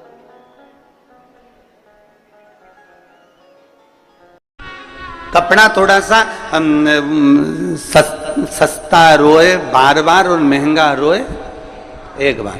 कपड़ा अगर जोरदार लिया है ना तो उसका कलर नहीं निकलेगा, और अगर कपड़ा ऐसा ही ले लिया तुमने कि हाँ साहब हमें तो दे दो, हमें तो मेहमानी में देना है, हमें तो चढ़ाना है, जैसे कई माताएं होती है ना जब भागवत सुनने जाती हैं, अब यहाँ शिव पुराण पे तो कोई साड़ी वाड़ी का तो कोई क्रम ही नहीं रहता, माँ तो शंकर भगवान की कथा में कहाँ साड़ी वाड़ी का लफड़ा। भागवत जी में जब साड़ी चढ़ती है तो माताएं पहले घर में जो साड़ी आती है उस साड़ी में से सबसे अच्छी साड़ी होती है तो सास खुद रख लेती है, और अच्छी होती है तो बेटी को दे देती है, और थोड़ी सी वैसी होगी तो बहू को दे देगी, और अगर थोड़ी बहुत भी गड़बड़ निकली तो पैक करके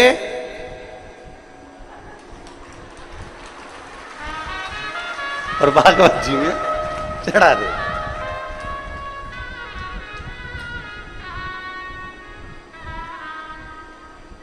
अब इनने बड़े जोरदार पल्लू मल्लू लेके साड़ी चढ़ा तो दी, पर इनके ध्यान में नहीं आया कि तुम इतनी जोरदार जोरदार पहने तो पंडित जी की लुगाई क्या कम पहने। अब तुम सोचो कि भाई अब अच्छी थी रख ली, गड़बड़ थी बेटी को दे दी, और गड़बड़ थी बहू को दे दी, और गड़बड़ थी तो पैक करके, अरे बच गई रे भागवत गीता। और बचने के बाद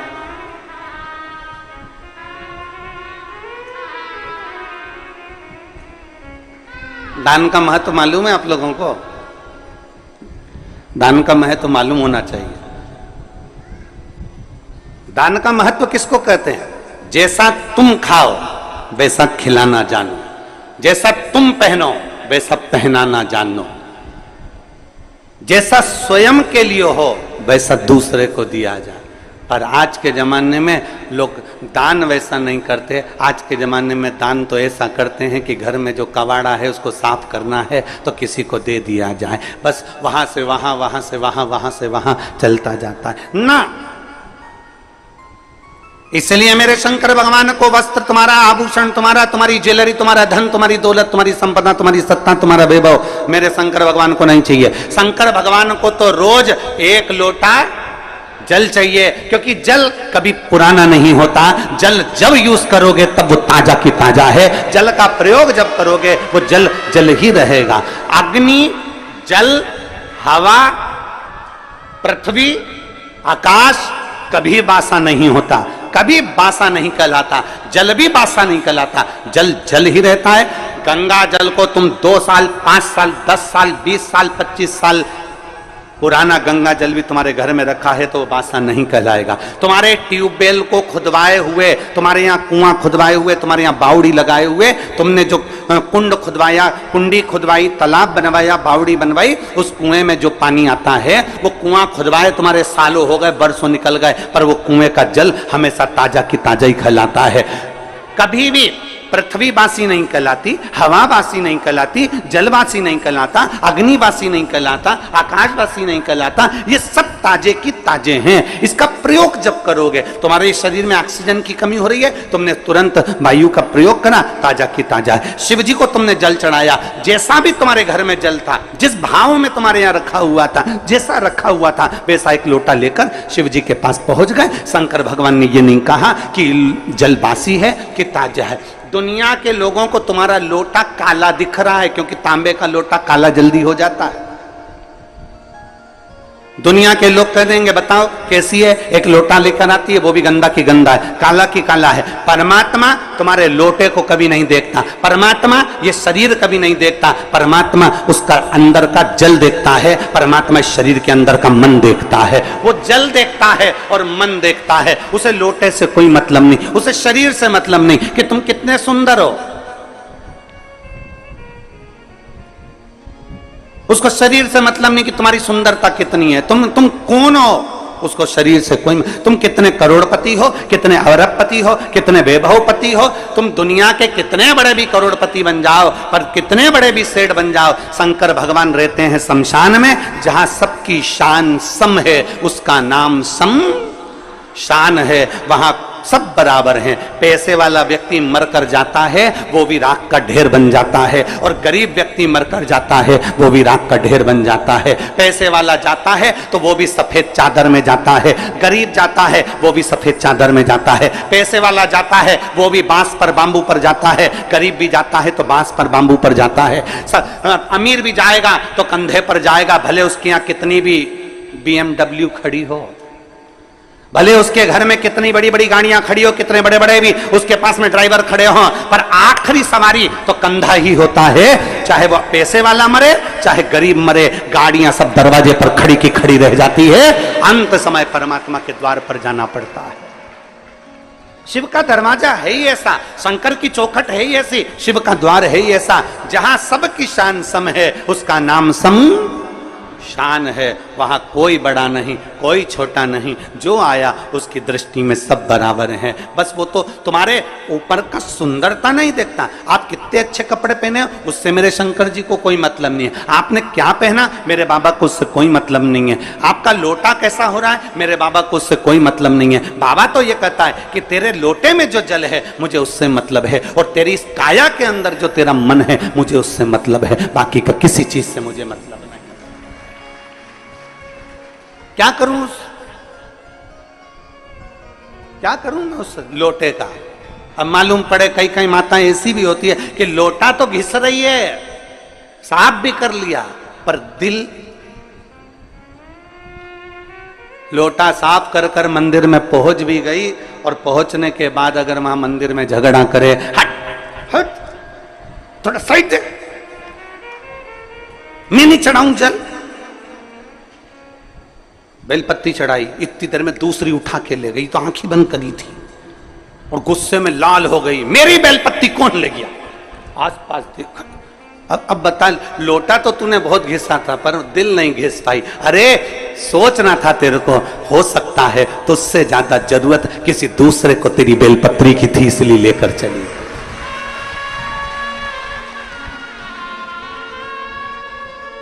लोटा घिसने से क्या होगा, दिल भी तो घिसो, मन तो साफ करो, क्लीन करो, थोड़ा मन निर्मल करिए।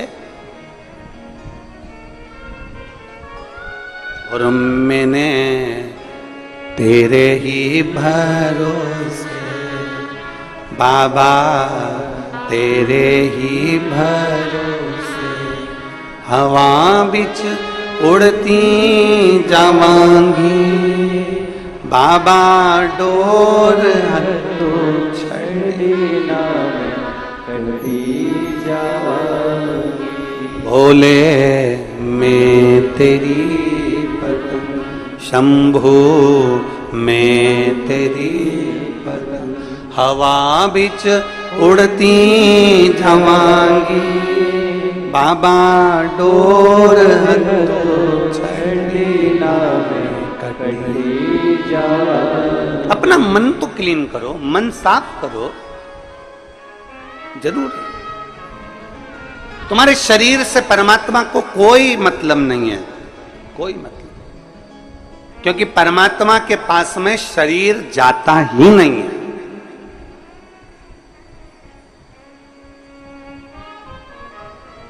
तुम्हारे कोई रिश्तेदार मरे हो और उनका शरीर ऊपर गया हो तो बता देना। जिसने खूब बादाम खाई हो, हर हफ्ते ब्यूटी पार्लर गई हो,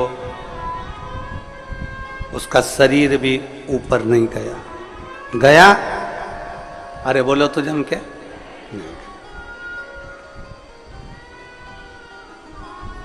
नहीं। शरीर से मतलब ही नहीं उसको कि तुम्हारा शरीर तुम कितना सुंदर रख रहे हो, उससे कोई मतलब नहीं है। उसको तो मतलब है निर्मल मन सो मोहि पावर मोहि छल छिद्र कपट ना भावा।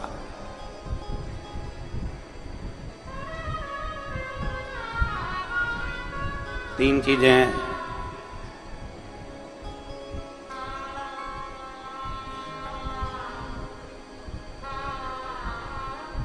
तीन चीजें,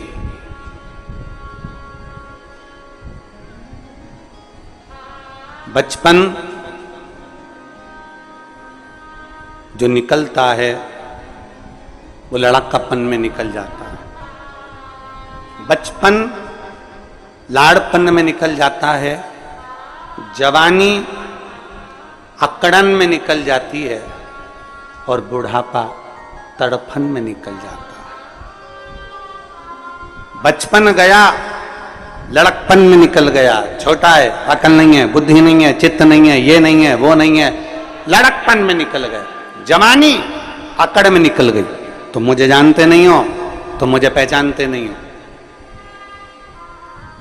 कभी कभी ये शब्द भी बड़ा सुंदर शब्द है, तुम मुझे जानते नहीं हो। एक चौराहे पर जब कोई व्यक्ति किसी की गाड़ी रोक लेता है ना, तो गाड़ी रोकते से ही तुरंत तुम मुझे जानते नहीं हो।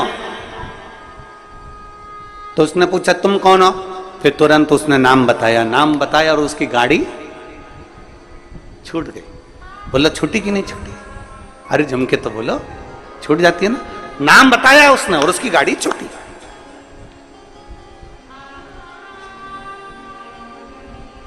डॉक्टर को दिखाने जाओ और भीड़ बहुत लग रही हो, फिर नंबर देने वाले से कहे तुम हमें जानते नहीं हो, फिर नाम बताया, नंबर जल्दी लगा कि नहीं लगा? बोलो जम के तो बोलो, लग गया। जब गाड़ी पकड़ाती है और नाम बता देने से गाड़ी छूट जाती है, तो फिर अपने को भी ये बात अपने अंदर धारण कर कर रख लेना चाहिए कि गाड़ी को पकड़ा, नाम बताने से गाड़ी छूट गई, तो जब यमराज हमें पकड़े तो हमें भी शंकर का नाम बता देना है, तो हम भी छूट जाए। गाड़ी पकड़ी और नाम बताया तो गाड़ी छूट गई, तो क्या वो यमराज के सामने नाम बताओगे तो ना छूटोगे? और अंत समय प्रभु आना पड़ेगा, वचन दिया तो निभाना पड़ेगा। आए ना आए प्रभु कुटुंब कबीरा, अंत समय प्रभु आना पड़ेगा, वचन दिया तो निभाना पड़ेगा। और अंत समय प्रभु आना पड़ेगा, वचन दिया तो निभाना पड़ेगा। जब एक नाम बोलने से गाड़ी छोड़ दी जाती है, तो उस परमात्मा का नाम लेने से श्री शिवाय नमस्तोभ्यम, ओम नमः शिवाय, नमः शिवाय। जब राम नाम, कृष्ण नाम, शिव नाम, परमात्मा का नाम हम जब लेते हैं तो वो यमराज भी छोड़ देता, छोड़ना पड़ता है। मार्कंडे बाबा का चरित्र कहता है, मार्कंडे बाबा को केवल छोटी सी उम्र मिली थी और कह दिया उसके माता पिता ने शंकर जी को पकड़ ले, शिव जी को पकड़ा। आखिरी में शंकर का गुणगान कर रहे थे, नाम ले रहे थे और यमराज आ गया, छोड़ना पड़ा।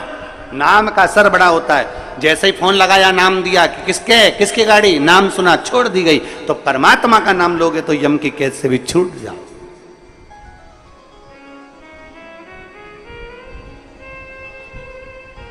बस नाम की मूलता को पहचान। इसलिए तो तुलसीदास बाबा ने अपने सुंदर वचनों में लिखा, तुलसीदास जी ने अपने वचनों में कहा, कलयुग केवल, जम के बोलो जरा, कलयुग केवल नाम धारा। नाम, उन्होंने कलयुग में यह नहीं कहा कि राम धारा की, कृष्ण धारा की, शिव धारा की, यह धारा। उन्होंने कहा कलयुग केवल नाम धारा। तुम्हारी मर्जी पड़े तो राम बोलो, तुम्हारी मर्जी पड़े कृष्ण बोलो, तुम्हारी मर्जी पड़े शिव बोलो, तुम्हारी मर्जी पड़े दत्त बोलो, तुम्हारी मर्जी पड़े देवी बोलो, तुम्हारी मर्जी पड़े कुल देवता का नाम लो, तुम्हारा जो मन पड़े वो नाम लो। पर कलयुग में नाम जरूर लो, क्योंकि कलयुग का सार तत्व केवल नाम से है, परमात्मा के भजन से। ले आओ जरूर नाम। अब आप और हम नाम का लेते, का दे?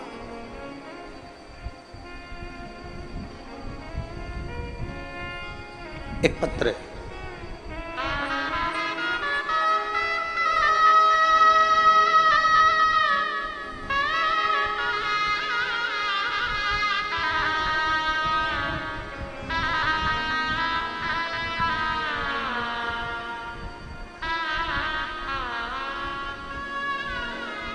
मेरा नाम विमलेश पांडे, मैं कस्बा बेबर की रहने वाली हूँ, जिला मैनपुरी, उत्तर प्रदेश की हूँ। मेरा मोबाइल नंबर ये है, कहीं बैठी हो तो हाथ हिला सकती हैं। मेरा नाम विमलेश पांडे, मैं कस्बा बेबर की रहने वाली हूँ, जिला मैनपुरी, उत्तर प्रदेश। कहीं बैठी हैं, हाथ हिलाओ। हाँ ठीक है, दिख गया। आ जाओ, एक बेलपत्र लेकर चले जाओ। मेरे पति की आंखों की रोशनी चली गई 2023 में। डॉक्टरों को दिखाते दिखाते कई महीने निकल गए और दोनों आंखों से दिखना बंद हो गया। पूरी की पूरी आंखें चली गई। डॉक्टरों से इलाज करवाया, ऐसा कोई डॉक्टर नहीं छोड़ा बड़े से बड़े हॉस्पिटल का, शहर का, जहां हमने इलाज ना करवाया। और डॉक्टरों ने कहा कि इसमें हमें लगता है कि नसें कुछ चोक हो गई, जिसके कारण बस देखने में नहीं आ रहा। दोनों आंखें चली गई, रोशनी पूरी चली गई, दिखाई देना बंद हो गया। अब करें तो करें क्या? तभी पहली बार आपकी कथा टीवी के माध्यम से श्रवण करी, और श्रवण करने के बाद आपने कहा कि 1 लोटा जल शंकर जी को चढ़ाओ और चढ़ा हुआ जल आचमन करो। हम उस जल को आचमन ना करते हुए हमारे पति की आंखों में कपड़े को गीला कर कर वो आंखों पर लगाना प्रारंभ कर दिया। मंदिर से एक बेलपत्र लेकर आते, उस बेलपत्र को पति को खिला देते, जल पति की दोनों आंखों में पट्टी जैसा लगाना प्रारंभ करा। जब डॉक्टरों ने कह दिया इसका कोई भरोसा नहीं है कि कब आएगी, और हमने फिर भगवान शंकर पर भरोसा करना प्रारंभ करा। 1-1.5 महीने तो आंखें नहीं आई, 2 महीना निकल गए, आंखें नहीं आई। तब हमने शिव के मंदिर जाना नहीं छोड़ा, पशुपति व्रत करना नहीं छोड़ा, और बाबा का क्या गुणगान करूं गुरुदेव। फिर हमने विचार करा कि आंख की रोशनी तो आ ही नहीं रही। फिर हमने अपने पति को लेकर सीहोर कुबेरेश्वर धाम पर आ गए, और अपने पति को लेकर यहाँ कुबेरेश्वर धाम पर आए। यहाँ से हमने रुद्राक्ष मांगा, और रुद्राक्ष लेकर हम चले गए। तांबे के कलश में उसको गलाते, शिव जी को जल चढ़ाते, वो रुद्राक्ष का जल अपने पति को पिलाते और आंखों में लगाना प्रारंभ करा। आज मेरे पति की ये 2024 में आंखें वापिस आ गई। मैं बाबा को धन्यवाद देने के लिए आई हूं। ये शिव तत्व है, एक शिव और शिव की उदारता।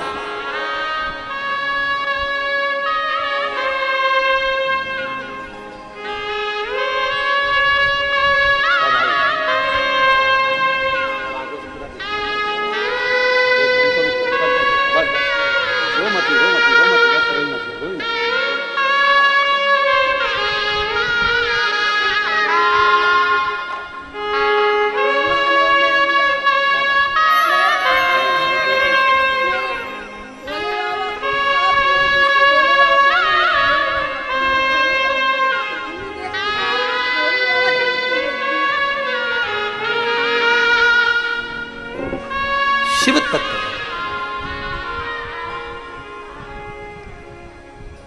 डॉक्टरों ने मना कर दिया था कि आंखें वापस नहीं आएगी। मैं अपने पति को लेकर, उन्हें दिखता नहीं था, धाम पर आ गई, रुद्राक्ष लिया, लेकर चली गई। बाबा की कंकर शंकर पूजन कर कर गई, और बाबा ने मेरे पति की आंखों को वापस दे दिया। ये शिव तत्व, योग घड़ी, एक विश्वास हमारे भीतर शिव के प्रति, शंकर के प्रति। आप सीहोर वाले महाराज जी से मिलने के लिए नहीं आए हो, ना सीहोर वाले महाराज से आपका कोई रिश्ता है, ना संबंध। एक संबंध सीहोर वाले महाराज से जरूर है कि आप मेरी बहन हो, मैं आपका भाई हूं, और पुरुष जितने हैं वो मेरे जी जान हैं, और मेरी बेटियां, मेरे बेटा, मेरी माताएं, ये सब मेरे रिश्ते। पर खास रिश्ता तो आपका मेरे कुबेर भंडारी से है।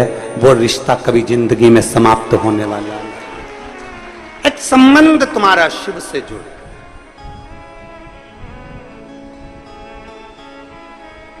आश्रित हो तो परमात्मा पर, किसी दूसरे पर आश्रित नहीं होना। भरोसा करना तो मेरे देवाधिदेव महादेव पर करना, दूसरे पर कभी भरोसा नहीं। इंसान का करा गया भरोसा टूट जाएगा, पर परमात्मा का करा गया हुआ भरोसा कभी जिंदगी में नहीं टूटता, वो भरोसा अजर और अमर रहता है। आपको लगता होगा कि कोई बहुत पैसे वाला है, बहुत करोड़पति है, बहुत धनपति है, बहुत वैभव है उसके पास में, तो बड़ा सुखी होगा। शिव महापुराण की कथा में माता पार्वती जी ने भगवान शंकर से कहा, भोले बाबा आपका और हमारा विवाह हुआ है। एक लड़की जब किसी लड़के से विवाह करती है, शादी करती है, तो उसके मन में बहुत सारी तमन्नाएं होती है, बहुत सारी आस लगी होती है, बहुत आस रहती है उसकी। एक लड़की जब किसी लड़के से विवाह करती है तो उसके मन में यह आस होती है कि बड़ा घर मिलेगा, परिवार मिलेगा, पति अच्छा मिलेगा, सास ससुर अच्छे मिलेंगे, रिश्तेदार नातेदार अच्छे मिलेंगे, मैं जिस घर में ब्याह कर जाऊंगी मां भोजन की कोई कमी नहीं होगी, मेरे रहने के लिए अच्छा कमरा, अच्छा भवन, सब कुछ मिलेगा, बड़ा बंगला, बड़ा महल मिलेगा। पर भोले बाबा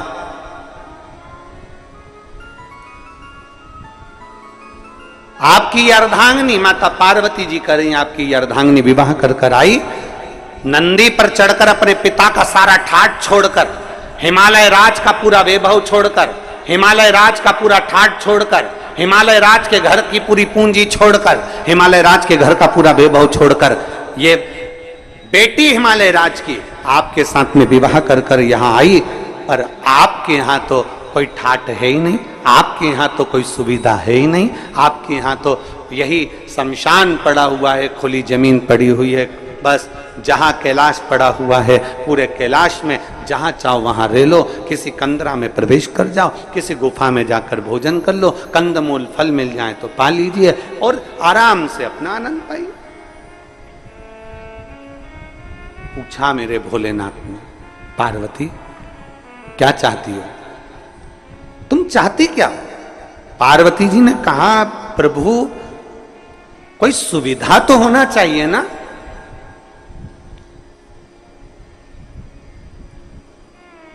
तुम सारे तीर्थ में जाओ, वहां पर बहुत सुविधा देखना, सारे तीर्थों में बहुत सुविधा देखना, एसी का रूम मिल जाए, अच्छा पलंग मिल जाए, अच्छी गादी मिल जाए, अच्छा कमरा मिल जाए, अच्छी व्यवस्था मिल जाए, अच्छा भोजन मिल जाए, अच्छे से अच्छा सामान मिल जाए, हम जब मंदिर में दर्शन करने जाएं तो हमारा वीआईपी दर्शन हो जाए, हम जब पहुँचें तो मंदिरों में हमारा ये आनंदमय कोई आए और हमारा हाथ पकड़कर हमको दर्शन कराए। सब मंदिरों में तुम्हारे लिए वीआईपी व्यवस्था हो सकती है, सारे तीर्थों में तुम्हारे लिए वीआईपी व्यवस्था हो सकती है, सारी सुविधा तुम्हें वहां मिल सकती है। पर कुबेरेश्वर धाम जब भी आना तो ये मत सोच कर आना कि यहाँ सारी सुविधा मिलेगी, क्योंकि जहां सुविधा होती है वहीं दुविधा होती है, यहाँ सुविधा है जैसी वैसे प्राप्त हो जाती है। अधिक सुविधा में दुविधा होती है।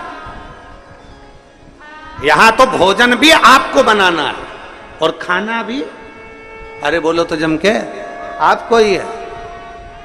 कद्दू भी आपको ही काटना है और बनाना भी आपको ही है, रोटी भी आपको सेकना है और खाना भी आपको ही है, खिचड़ी भी आपको बनाना है, चावल बीनना भी आपको ही है, सब्जी काटना भी आपको ही है।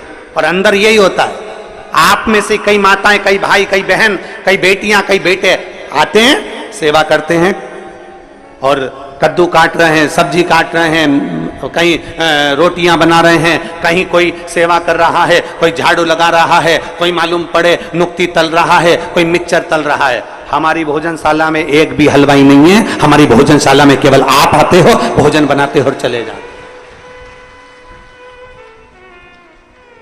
जितने हो आप आते हो, भोजन बनाते हो, चले जाते।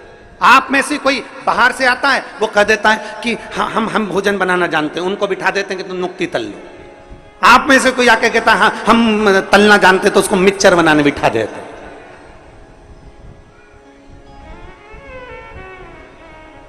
हम तो बाबा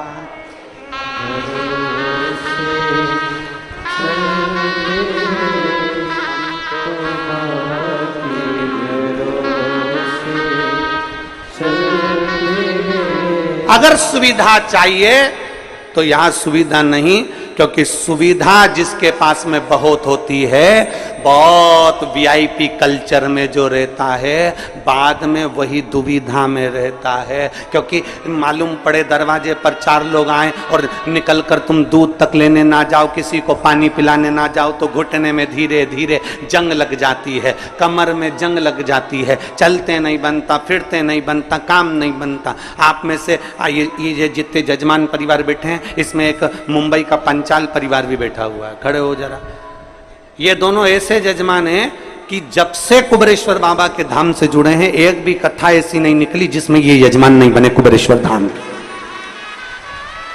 और इन दोनों की आदत ऐसी है कि जैसे ही श्री शिवाय नमस्तुभ्यम बोलने का नंबर आएगा, ये दोनों जमीन पर बैठ जाएंगे और बाबा से विनती एक ही चीज की करते हैं, अगली कथा जब भी हो, बस बाबा अगला जजमान फिर तुझे बनाना।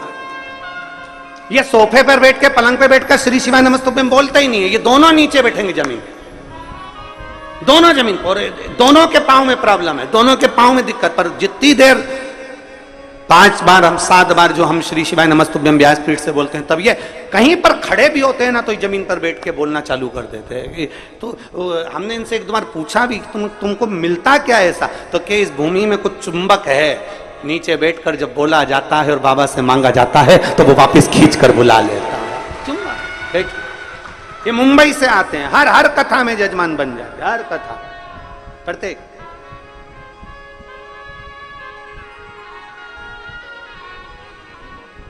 यहां सुविधा नहीं है। जिसको बहुत सारा राजसी ठाट चाहिए हो, तो वो अपने घर से, अगर किसी को लगता हो कि हाँ हमको ये वीआईपी व्यवस्था चाहिए, तो अपने घर से एक बढ़िया गाड़ी तैयार करे, उसमें पूरी व्यवस्था लेकर पहुंचे। पर बाबा के यहाँ पर तो केवल एक चीज मिलती है, यहाँ कंकर और शंकर के सिवा कुछ नहीं मिलेगा।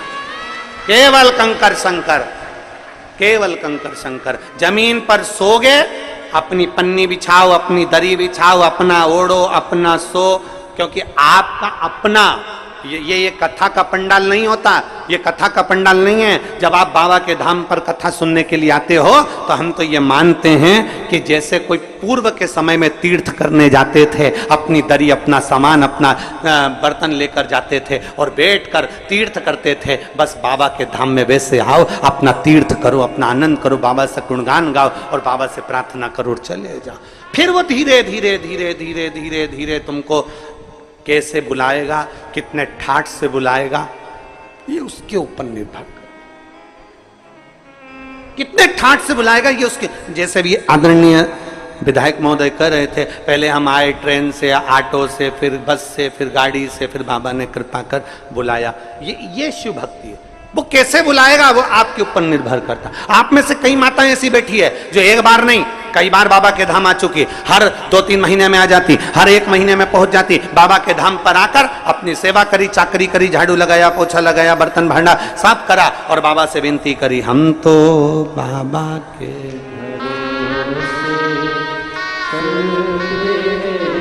सुविधा में दुविधा।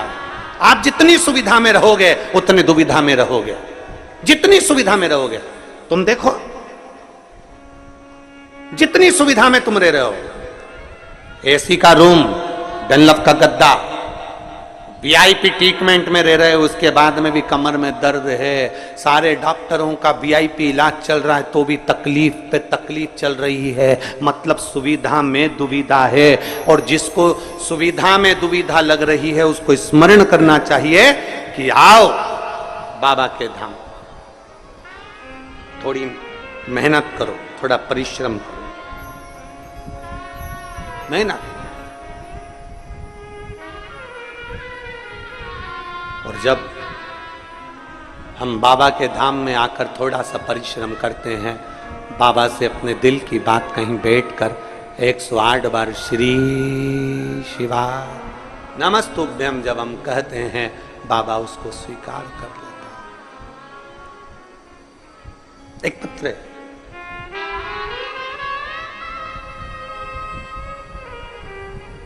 मैं देवेंद्र सिंह, गांव खेरखेड़ा, जिला झालावाड़, राजस्थान का निवासी हूं। कहीं बैठे हो तो हाथ हिला सकते हैं। मैं देवेंद्र सिंह गांव खेरखेड़ा, जिला झालावाड़, राजस्थान का निवासी हूं। दोनों हाथ हिला दो एक बार। आ जाओ, एक बेलपत्र लेकर चले जाना, आ जाइए। गुरुदेव, मैं 2 साल से इंडियन आर्मी की तैयारी कर रहा था, लेकिन पत्र को आप लोग एलईडी पर या अपने मोबाइल पर या आस्था चैनल पर पढ़ सकते हैं। तैयारी कर रहा था, लेकिन किसी न किसी कारण से असफल हो जाता था। फिर मुझे अपने परिवार वालों ने कहा कि सब भोले बाबा पर छोड़ दे, वो जरूर सुनेंगे। तू मन लगाकर मेहनत कर, क्योंकि गुरुजी कहे कि मेहनत तुझे करना है, परिश्रम तुझे करना है। मन लगाकर मेहनत कर और सब बाबा पर छोड़ दे। शिव जी पे जल चढ़ाना प्रारंभ कर दे। देवेंद्र सिंह ने जल चढ़ाना प्रारंभ कर दिया, पशुपतिनाथ का व्रत भी किया, और सीहोर आए।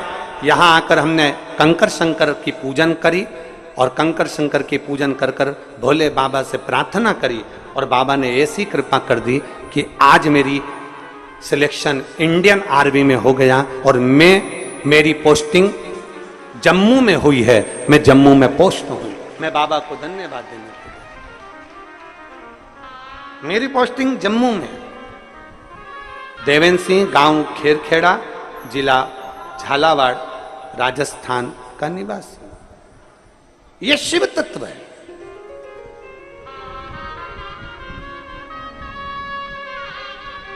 बस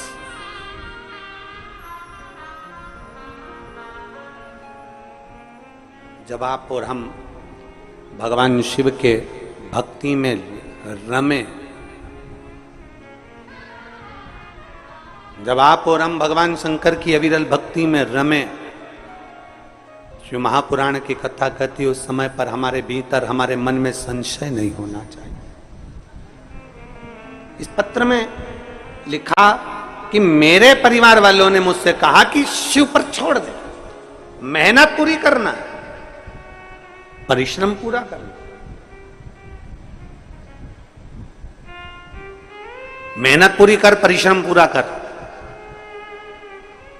कहा गुरुजी बोलते हैं कि मेहनत में पीछे नहीं हटना है, मतलब मेहनत तो आपको डपट के करना पड़ेगी। और फिर निवेदन है जो हमने परसों की कथा में कहा था, खांसी हमें चली है तो खांसना हमें पड़ेगा, छींक हमें आई है तो छींकना हमें पड़ेगा, कष्ट हमें आया है तो भोगना हमें पड़ेगा। उसी तरह आपको अगर दुख है तो मेरे बाबा का गुणगान भी आपको करना पड़ेगा, आपकी मेहनत के साथ करना पड़ेगा, आपके परिश्रम के साथ।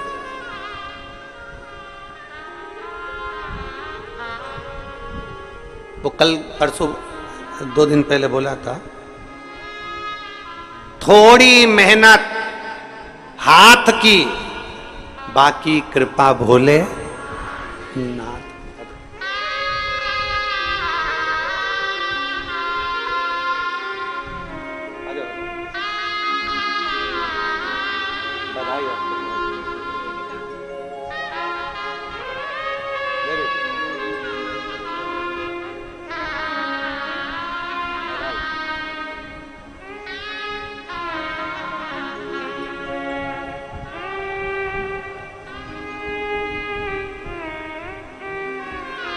एक शिव के प्रति भरोसा, थोड़ी मेहनत हाथ की, बाकी कृपा भोले नाथ। मेहनत करो, परिश्रम, पीछे नहीं हटना।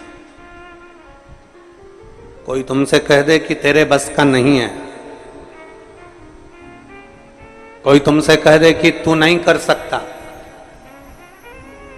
कोई कह दे तुमसे कि तेरी गवर्नमेंट जॉब नहीं लगेगी, कोई तुमसे कह दे कि तेरा इंटरव्यू में तू पास नहीं होगा, कोई तुमसे कह दे कि तू इस सब्जेक्ट में नहीं निकल सकता,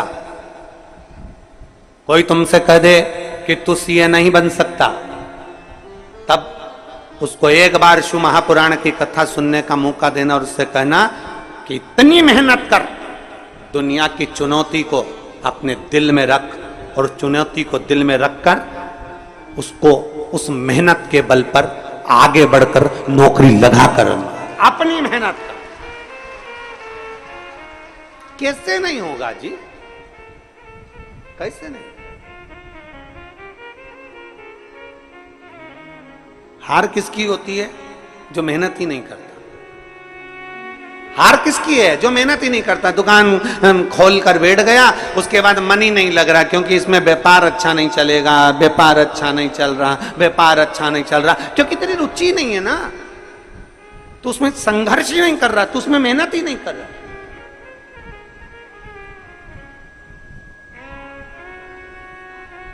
थोड़ा मेहनत करो, संघर्ष करो। आपका संघर्ष, आपकी मेहनत आपको कभी पीछे नहीं हटने देगी। थोड़ी मेहनत हाथ की, बाकी कृपा भोले नाथ की। बस वो मेहनत, वो संघर्ष आपका, वो मेहनत आपकी।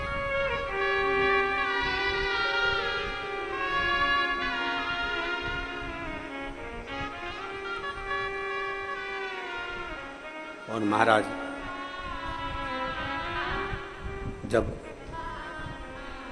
हम पूर्ण भरोसे के साथ में देवाधिदेव महादेव की भक्ति में रम जाते हैं, पूर्ण भरोसे के साथ, हम पूर्ण विश्वास के साथ में भगवान शंकर की अविरल भक्ति में जब हम रमते हैं, हमारे ऊपर शिव की दृष्टि पड़ती ही है। शंकर की दृष्टि पड़ेगी।